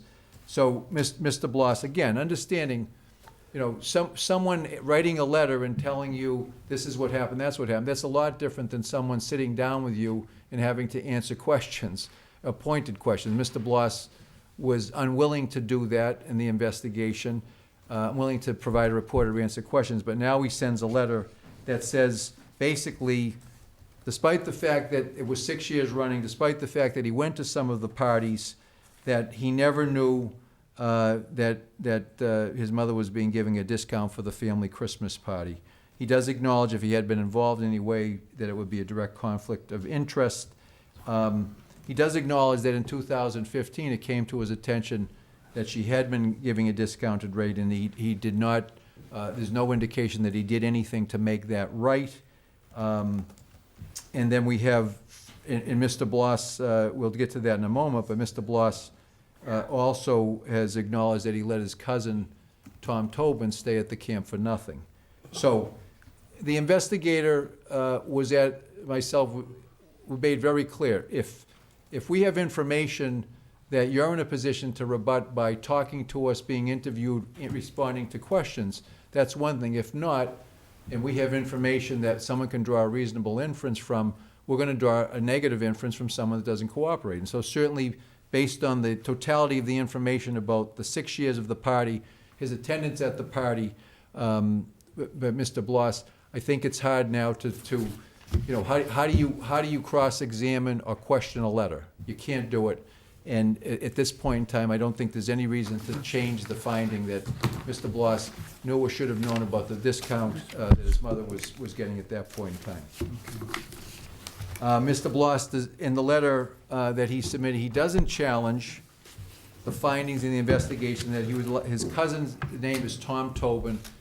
Beyond being his cousin, he was working for Mr. Bloss, and Mr. Bloss acknowledges in this letter that Tom Tobin was staying at the camp for free.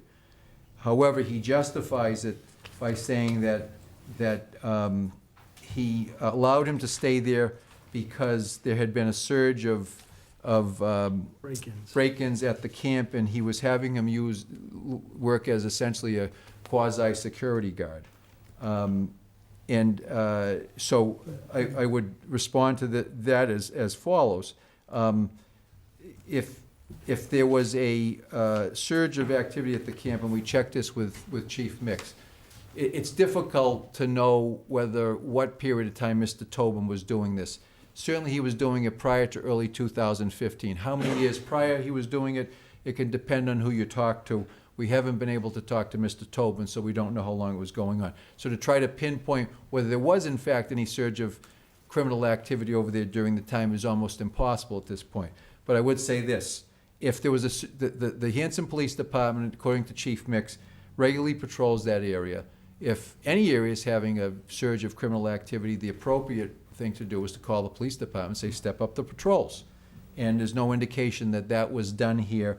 And that the idea of having someone untrained, unemployed for doing that purpose, working as a security guard there, it has disaster written all over for the town and for the individual.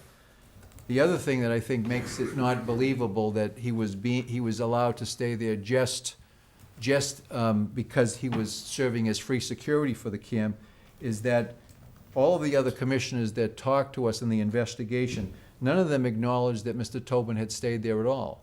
So effectively, we have a situation where Mr. Bloss is claiming that he had this kind of, unannounced secret plan to have Mr. Tobin there serve as security, didn't share it with the commissioners, didn't go to the commission about the problem. They had no knowledge that was going on, and it seems beyond the realm of belief that if that was the purpose of having him there, that you would have gone to the police department first. Ultimately, you've gone to the commission to hire actually trained security, and certainly you would have let the commissioners know this is what I'm doing with Mr. Tobin by allowing him staying there.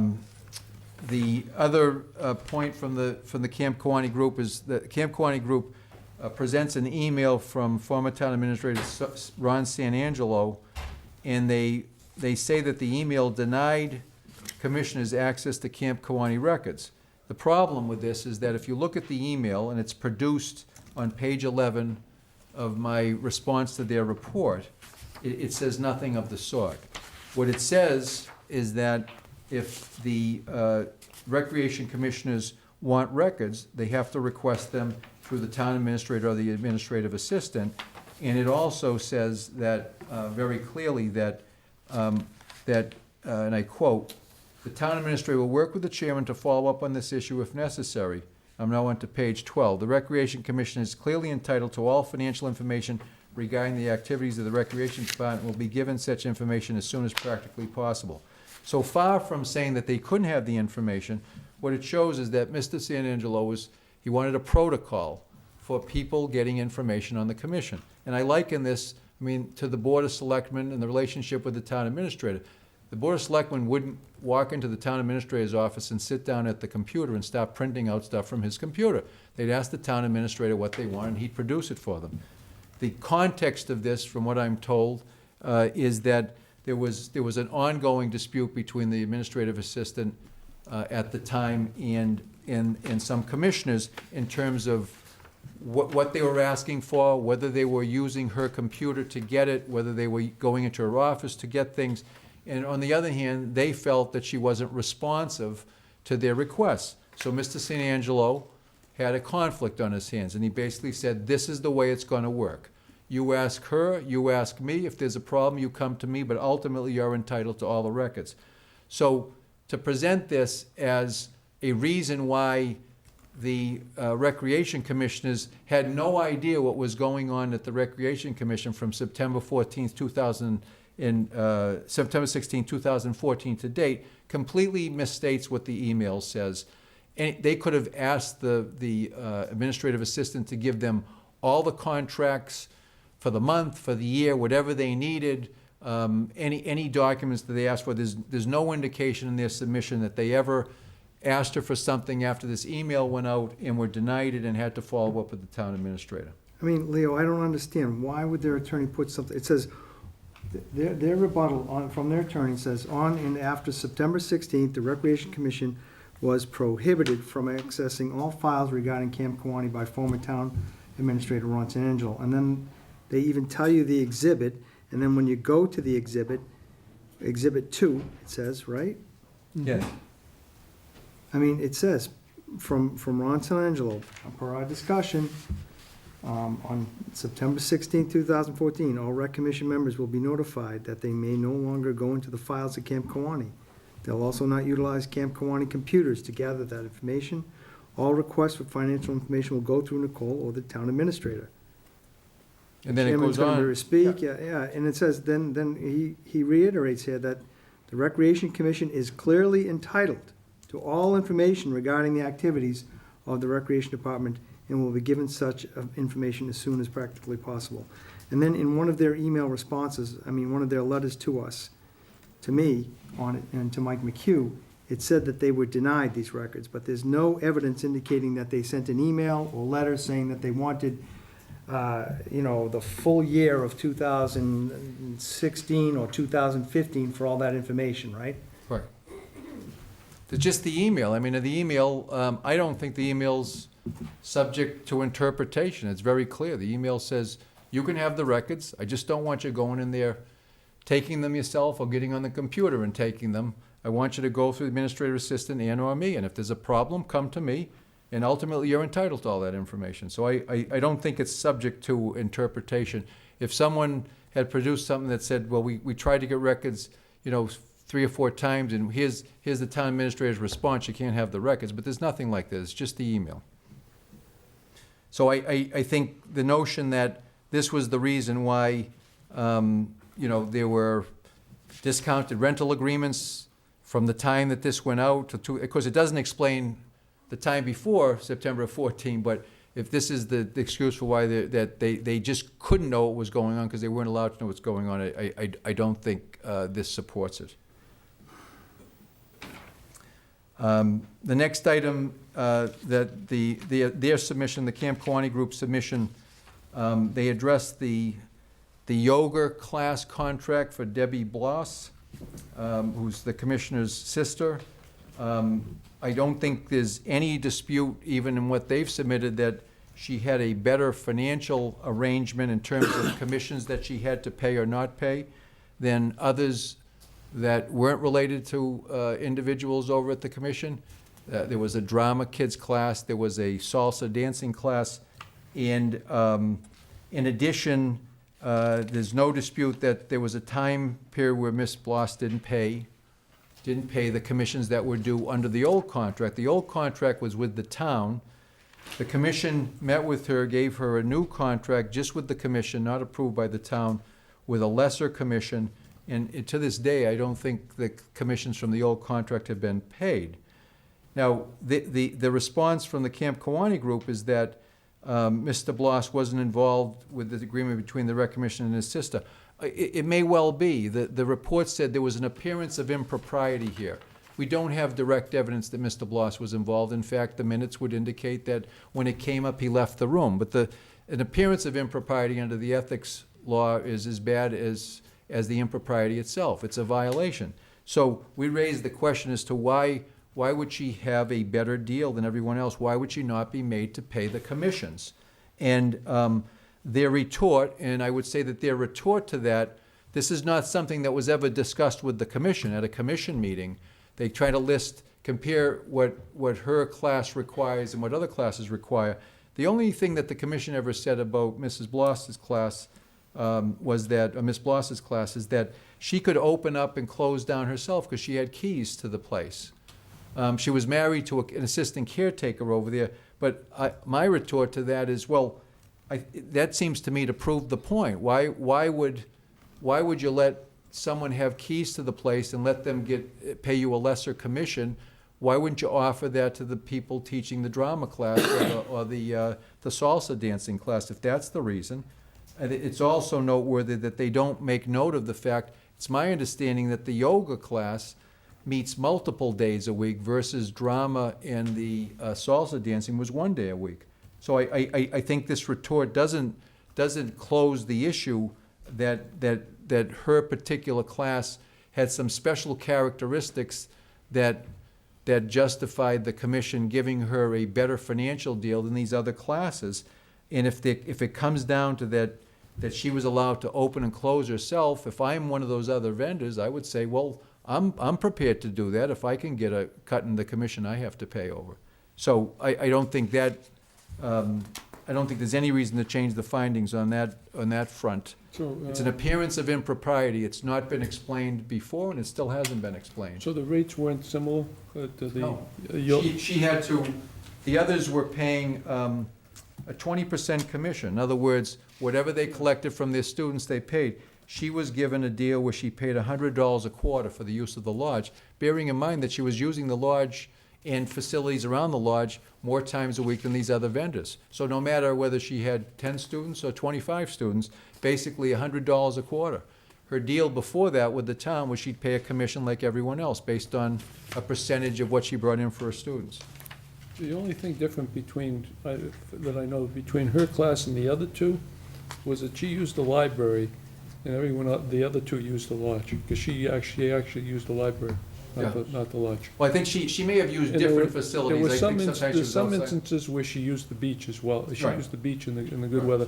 She used the library in the, when it rained or whatever. But she used the library, But which she is used different it than for the what, lodge. A lot different $100 a than the quarter? lodge. That's I don't know what's the rate on the library. I have no idea. Well, it's not. Her rate was $100 a quarter, no matter how many times you schedule a class over there, no matter how many students you have, and no matter how much money you take in. The vendors were, or the other teachers, if you will, that taught the classes, they had to give 20% Yeah, of what they probably. brought in. That's $33 a month, right, Bruce? Yeah. So how many days a week? Well, it depend, I've been told multiple days. It could be as many as 4 days. I'm not sure that it's 4 days every week, but I'm also been told that the drama class and the salsa class was 1 day a week. And if you look at a calendar, I have seen a calendar over there where the yoga class is listed there 3 or 4 times a week. Okay. So finally, I didn't, everything that was in their submission, you know, some of it is not really responsive to whether they've got some information that contradicts what's in the report. But I do note that, you know, the group suggests to you that somehow Chairman Bloss was cooperative. I mean, this board knows the story in terms of the lack of cooperation. And Ms. Lonigan ultimately was cooperative, but it was at the point after she was brought before the board that she became cooperative. And, you know, they try to say, well, we talked to Mr. LaCamera, and this was before the investigation really started. We spoke to him, we tried to make an appointment with him. The point of the investigation was to have individuals be interviewed without talking with other individuals, to be asked questions, not to just provide the information they wanted to provide and leave. And ultimately, Mr. Bloss actually didn't provide any information at all. And Ms. Lonigan ultimately, reluctantly, did provide information, although when I attempted to question her a second time, she declined. I had some follow-up questions, but she did attend an interview. The submission also criticizes the report for not making findings, but raising the issue of whether everyone worked the hours that they were paid for. We raised in the report the issue of a lot of work being done during Thanksgiving week and even on Thanksgiving Day. And we just raised it and said we can't figure it out because no one will talk to us about it. And the other issue is they note that in terms of alcohol use at the camp, that was an issue at one point raised by interim town administrator LaCamera. Well, again, you can only do what you can do if people will talk to you. If no one's going to talk to you about, we don't necessarily have, you know, photos of it in every instance. So you know, the reality was we had records, and we could see what the records said, and we had some people that would talk to us about the records. We had some people that wouldn't talk to us at all. As the board knows, all the assistant caretakers over there refused to be interviewed, and that was after Mr. Bloss refused to cooperate at all, and after Ms. Lonigan initially refused to cooperate and was attempting to have others say, don't talk to them until the board pays for an attorney for us. So at the end of the day, you can only make findings on what the evidence shows you, and you can only get the evidence. Some of this evidence is going to be people talking to you about what was going on over there, people explaining why people were working there. It could be very legitimate that people were working there on Thanksgiving week, but when someone won't talk to you about that or answer questions about it, it raises suspicion that maybe there was an issue. But we don't know whether there was an issue. We just know that we flagged that. People wouldn't talk to us about it. We also know that we tried to talk to people about the alcohol issue. People wouldn't talk to us about it. People quit rather than talking to us. And so what we have, though, very solidly, and I don't think there's any reason to change it, is you have over 50 instances of discounted rentals, with only a handful having been approved by the commission, and where you have commissioners getting discounts for themselves, where you have the assistant caretaker using the facility 3 different times and not paying anything at all, and where you have a lot of other individuals getting unexplained discounts that never went to the commission, and no discount ever went to the Board of Selectmen, and only one discount ever went to the town administrator. That was for Mr. Flanagan's usage in July of 2015 for a graduation party. The commission said, we want to give him a discount. The town administrator said no, and ultimately, Mr. Flanagan didn't pay anything for the event. That's all I have at the moment, Mr. Chairman. Thank you, Leo. We're at 9:30. The reports that, Mary, that you'll provide are basically, will be Leo's, there's basically 3 reports, correct? There's one with the original investigation, then there's one with the, I guess if you will, the rebuttal from the Camp Kewaunee Group's attorneys, and then on top, and then after that, you'll find a 3rd report, which is what Leo just gave us, addressing these items in general. I think from what I've read, from what some of the folks submitted, I don't think you're trying to take away the amount of hard work that any one of them have probably done, Leo. I don't think so, honestly. I think what you presented has been factual from as best you can get from the records that we have. I do think that there's a record-keeping issue that hopefully Mike is addressing now. I'm told that he is, and he's making sure that the contracts coming in are being signed, and that they're being finalized. For the folks out there who are considering or who have posted for the Recreation Commission, some of this information here tonight, and obviously some of the information that we've had from past audits, we should put some of these items together so that we can address them for the future. You know, I suggest that we probably look at some of the future contracts that are coming up that have been signed and need to be reviewed. Oh, yeah. Is Those are all it- coming through the town administrator now anyway. Right. I've gone through the report at least 4 different times. I've gone through the letters, the 9 emails that were sent to me. Many of them were, you could tell the people that they wrote these with a lot of emotion. I don't know, I think when somebody works on something for so hard, for so long, a sense of entitlement starts to form, and I think it's human nature. You know, it's just human nature.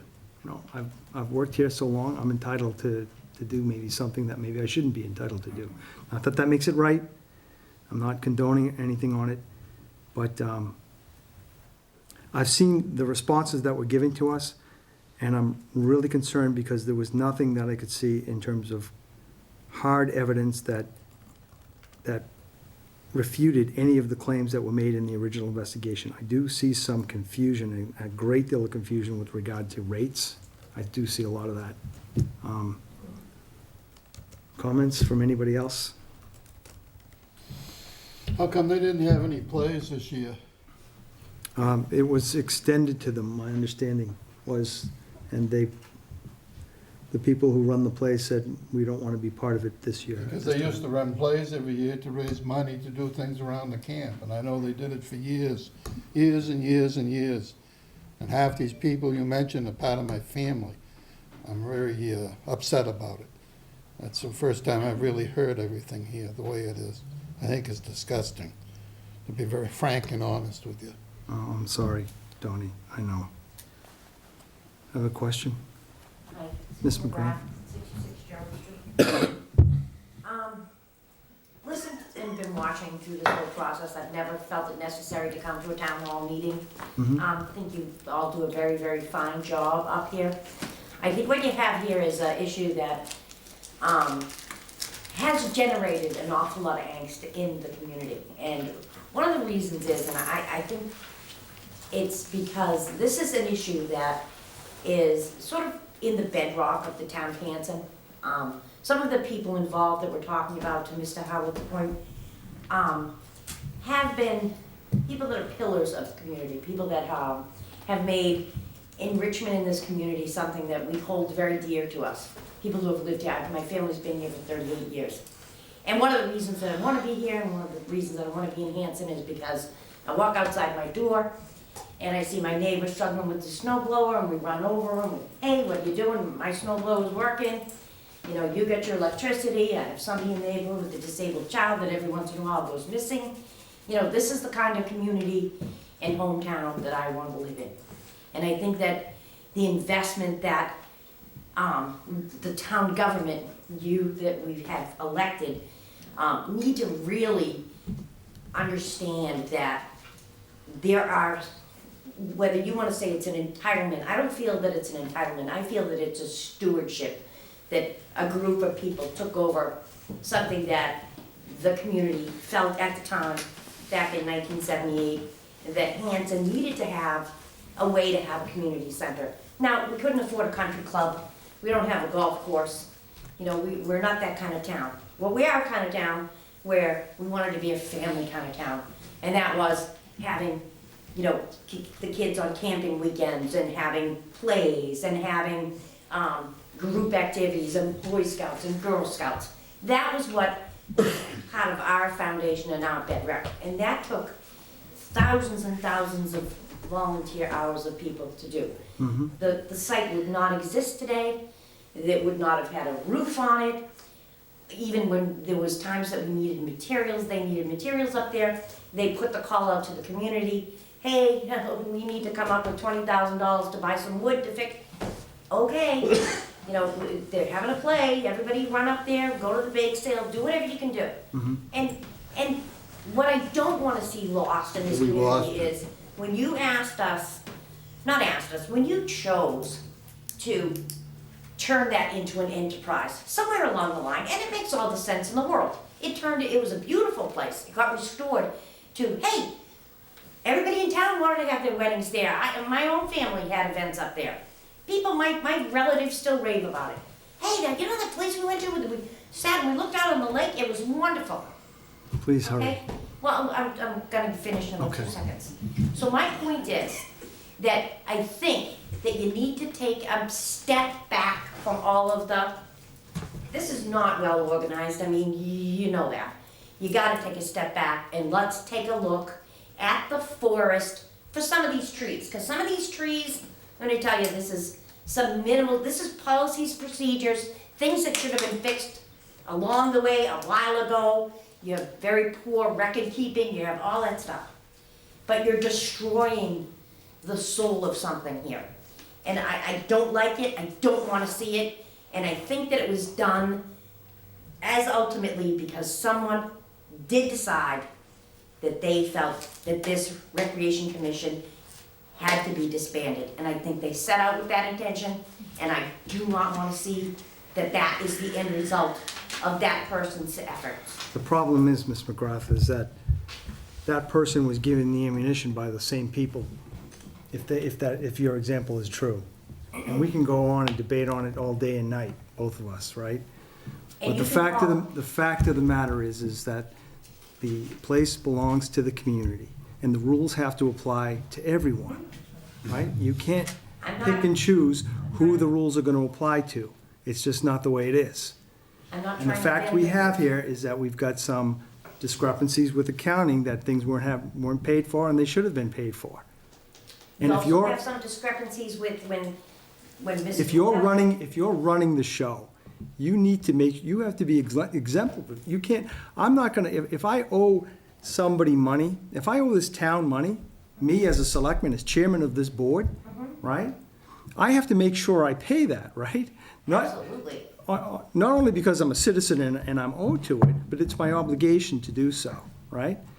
And just because I'm running it doesn't necessarily mean that I'm entitled to any additional benefit other than somebody else might get too, right?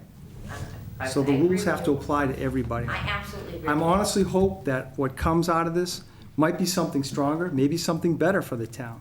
I'm hoping. I would like to see those things come back that Donnie's talking about. I understand Mike McHugh is working on trying to get back some of the plays and so forth back there.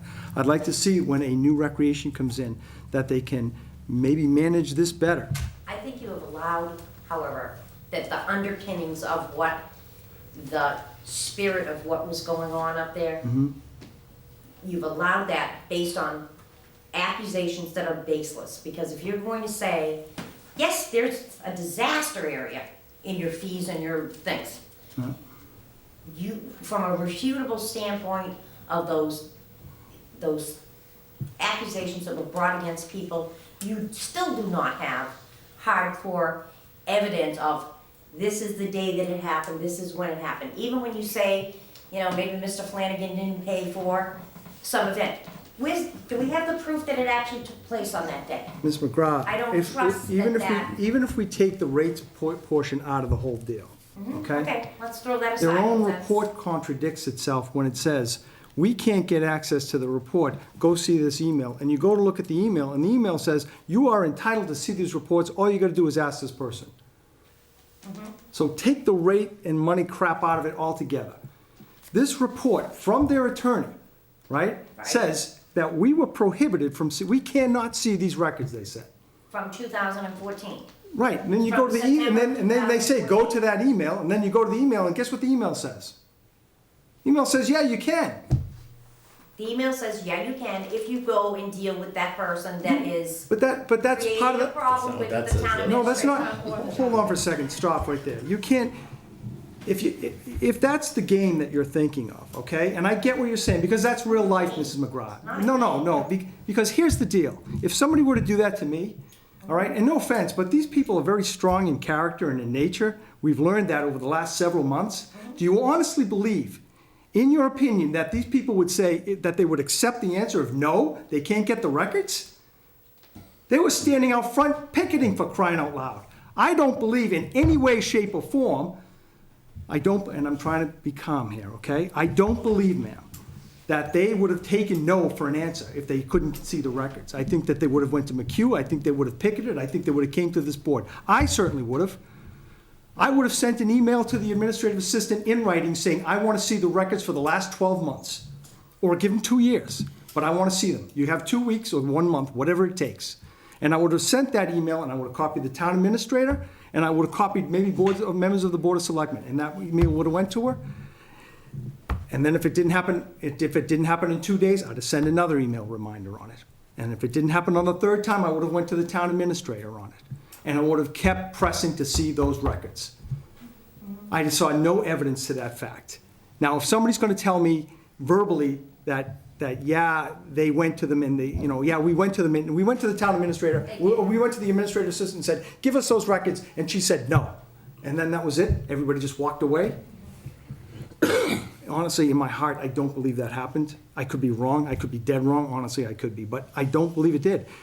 And it just doesn't make sense, some of this stuff. I'm just as angry with you about it, and I'm just as angry with Dawn about it too, because I like some of these people, I like them still, even what's happened now. And that's a problem. But we've got to fix this problem, and unfortunately, we're gonna fix it for the town, all right? I still want that reserve in the town that you want, where we care about each other, I get that, okay? But we have to do the right thing, okay? That's it, we have to do the right thing, even though human nature may fight against it, right? Even though I've put so much time and so much effort into something that I'm entitled to maybe a free night, but the point is that I need to take it to the board. Take it and get approval for it, okay? Again, I like these people, some of these people that I mentioned, I like these people. I just don't like what they did. You don't. I just don't like some of the things that were done. I'm not trying to take away all the hard work that was done. I know Jim worked on the computers. I know Dave Bloss busted his cookies up there, working on the roof, working on the carpentry. We're not taking away from that at all. You still have to put that in tone on, you like these people, but you don't wanna take away what they do. I have to but you deal don't with like what has they happened here, did. Ms. McGrath, whether you like it or whether I like it or not. I have to address this report. What I These- don't like is I don't think that you have the bedrock, concrete information that you think that you have. I mean, if we could just, like rewind, I go do, back to Giovanni. I do have it in their own report, even if you take the rates thing out of it, ma'am, okay? It's not logical to me. It's not logical. Some of the arguments in here are not logical. They're saying, we weren't allowed to see the report. See this email. Then you go to the email, and the email says, yeah, you can see the reports, you just gotta ask this person. That's not logical. Doesn't make sense.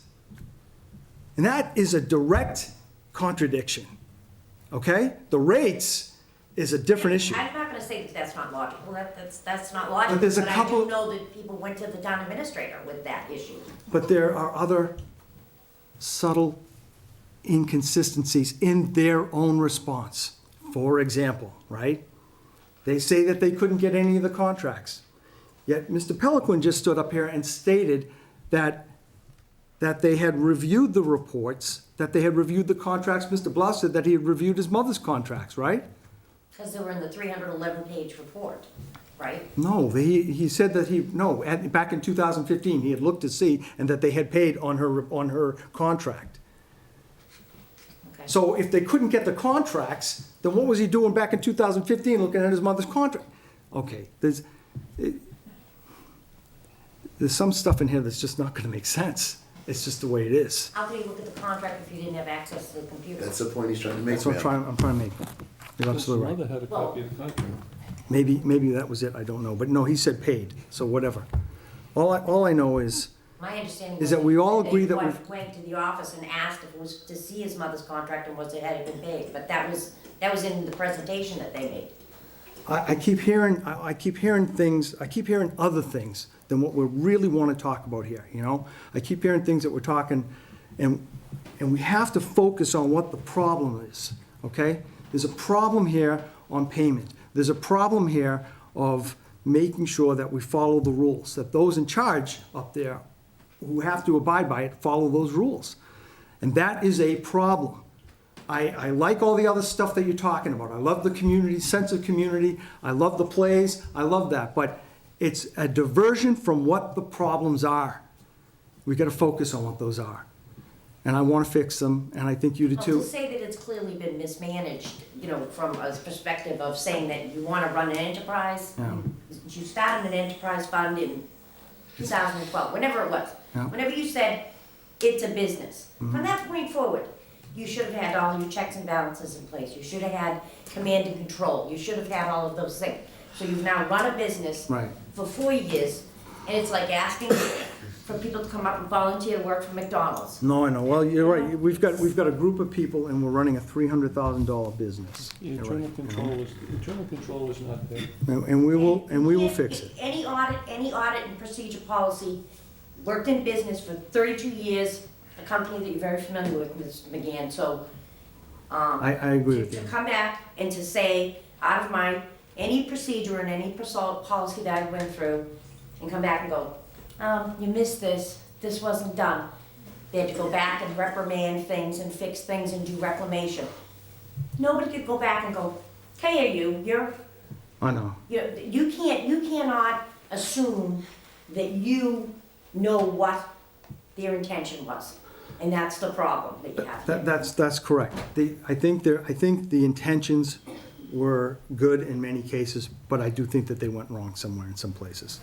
Is there anybody else? There's- Mr. Edgehill? Mr. Edgehill, one question, Leo. Mr. Edgehill, if I could ask.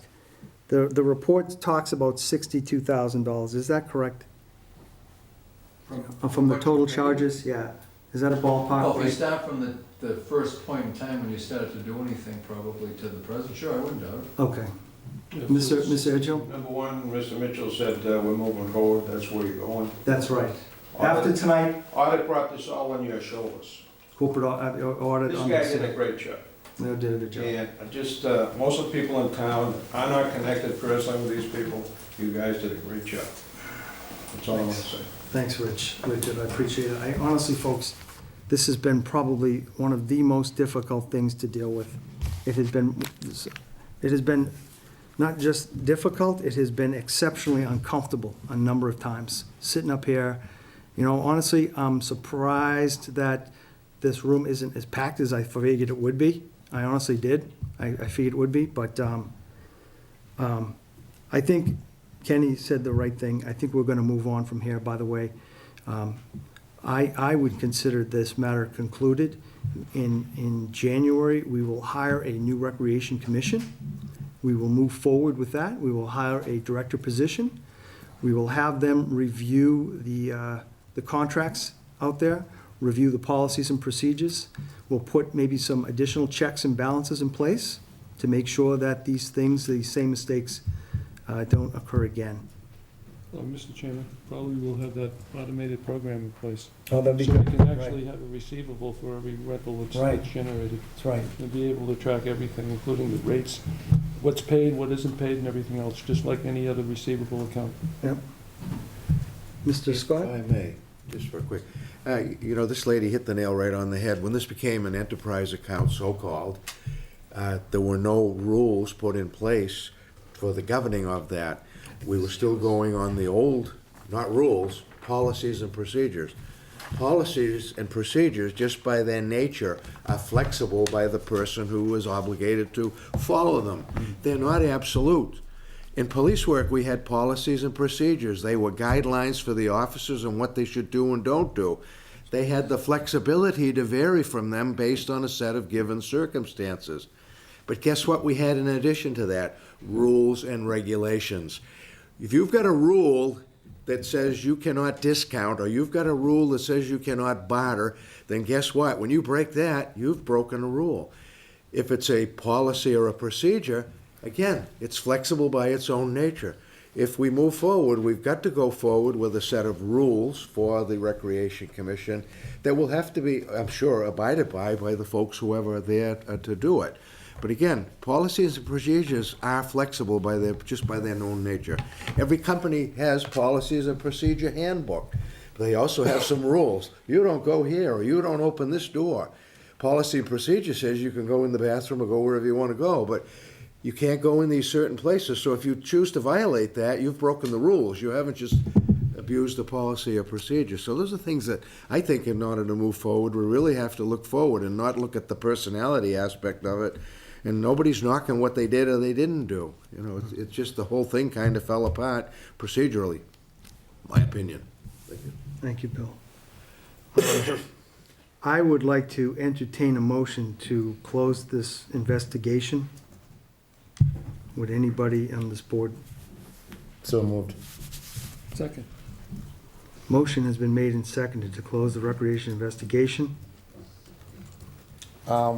One thing, Mr. Discussion. Chairman. Yes, sir. I agree with you, and I agree with Mr. Scott. This has been difficult for us, you know, it's been tough, you know. I wish a few things along the way, you know, we're all municipal employees, so, you know, we have to answer to our people. If somebody comes up to me and asks me something from the town, I have to answer to it, you know. So I wish that a lot of these people had answered questions, you know, when the investigator had contacted them initially. I wish that in the beginning, once the investigation came out, that some of the people said, hey, you know what, I made a mistake, you know, I didn't mean anything by it. So this thing didn't drag on, you know, and I think it just made it worse, you know. We all make mistakes, you know, and just initially, if just a little bit of accountability, I don't think we'd be sitting here at 10 o'clock in December talking about this, you know. But, you know, we were elected here to make the right decisions for the town of Hanson. You know, I love Camp Quaney. I did plays, and I think I got caught jumping out of a cabin when I was little over there. I love the place. You know, we don't want to take away from anything that anyone's done over there. The volunteer work, you know, with CPC, we've given them a lot of money. The people have worked tireless over there. But we have to be able to look at what's going on here. We're not taking away from what they did, you know, but it's been tough, and I'm very happy. Excuse me, man, I'm talking. Yep, hold on. I am very, very happy right now that I get the vote to close this so we can move forward, you know. That's all I have to say. I want to thank Attorney Peliquin. Yes. Thank you. Leo, you did a great job, you know. I wanna It's- thank, This is difficult, A lot of help. and Mary too. You know, Mary it's for just- the records. You guys don't even know the work and the stuff that we've been dealing with the past 8 months on this. You don't even know, all of us. Mr. LaCamera, too. Motion has been made and seconded to close the recreation investigation and move forward. All those in favor say aye. Aye. Those against? I'm abstain. Don, it's 401, Mary. All right, it has been a very trying week. Maybe this is good because we're closing this up for this year, right? We've closed the investigation. It's the end of 2016. It's been a tough year for everybody in different ways, right? 2017's a better outlook. We're gonna move Yep. forward, and we're gonna hopefully have some positive experiences in the town, right? Plymouth County Hospital is coming down. Yep. And don't forget, we've got our Christmas event on December That's right. 17th. Yep. This Saturday, it's gonna be a little cold, but we're gonna have a bonfire. So come on out between five. Oh, that's right. No, they said Sorry, it was a if little Chief fire. Johnson's watching this, I apologize. It's a cook fire. So I want to also thank the audience for attending. Ms. McGrath, I want to thank you for your input. I know it's been hard. And you and I think we're on the same page. It's just, this has been a real trying experience, you know. So thank you all for participating, and I would entertain a motion to adjourn. So moved. And thank Carol too for putting up with us Yep, and Carol. working late. Motion has been made to adjourn. I need a second. Second. Second by Mr. Howard. We'll give him, all those in favor? Aye. 5-0, Mary. Meeting is adjourned. Thank you.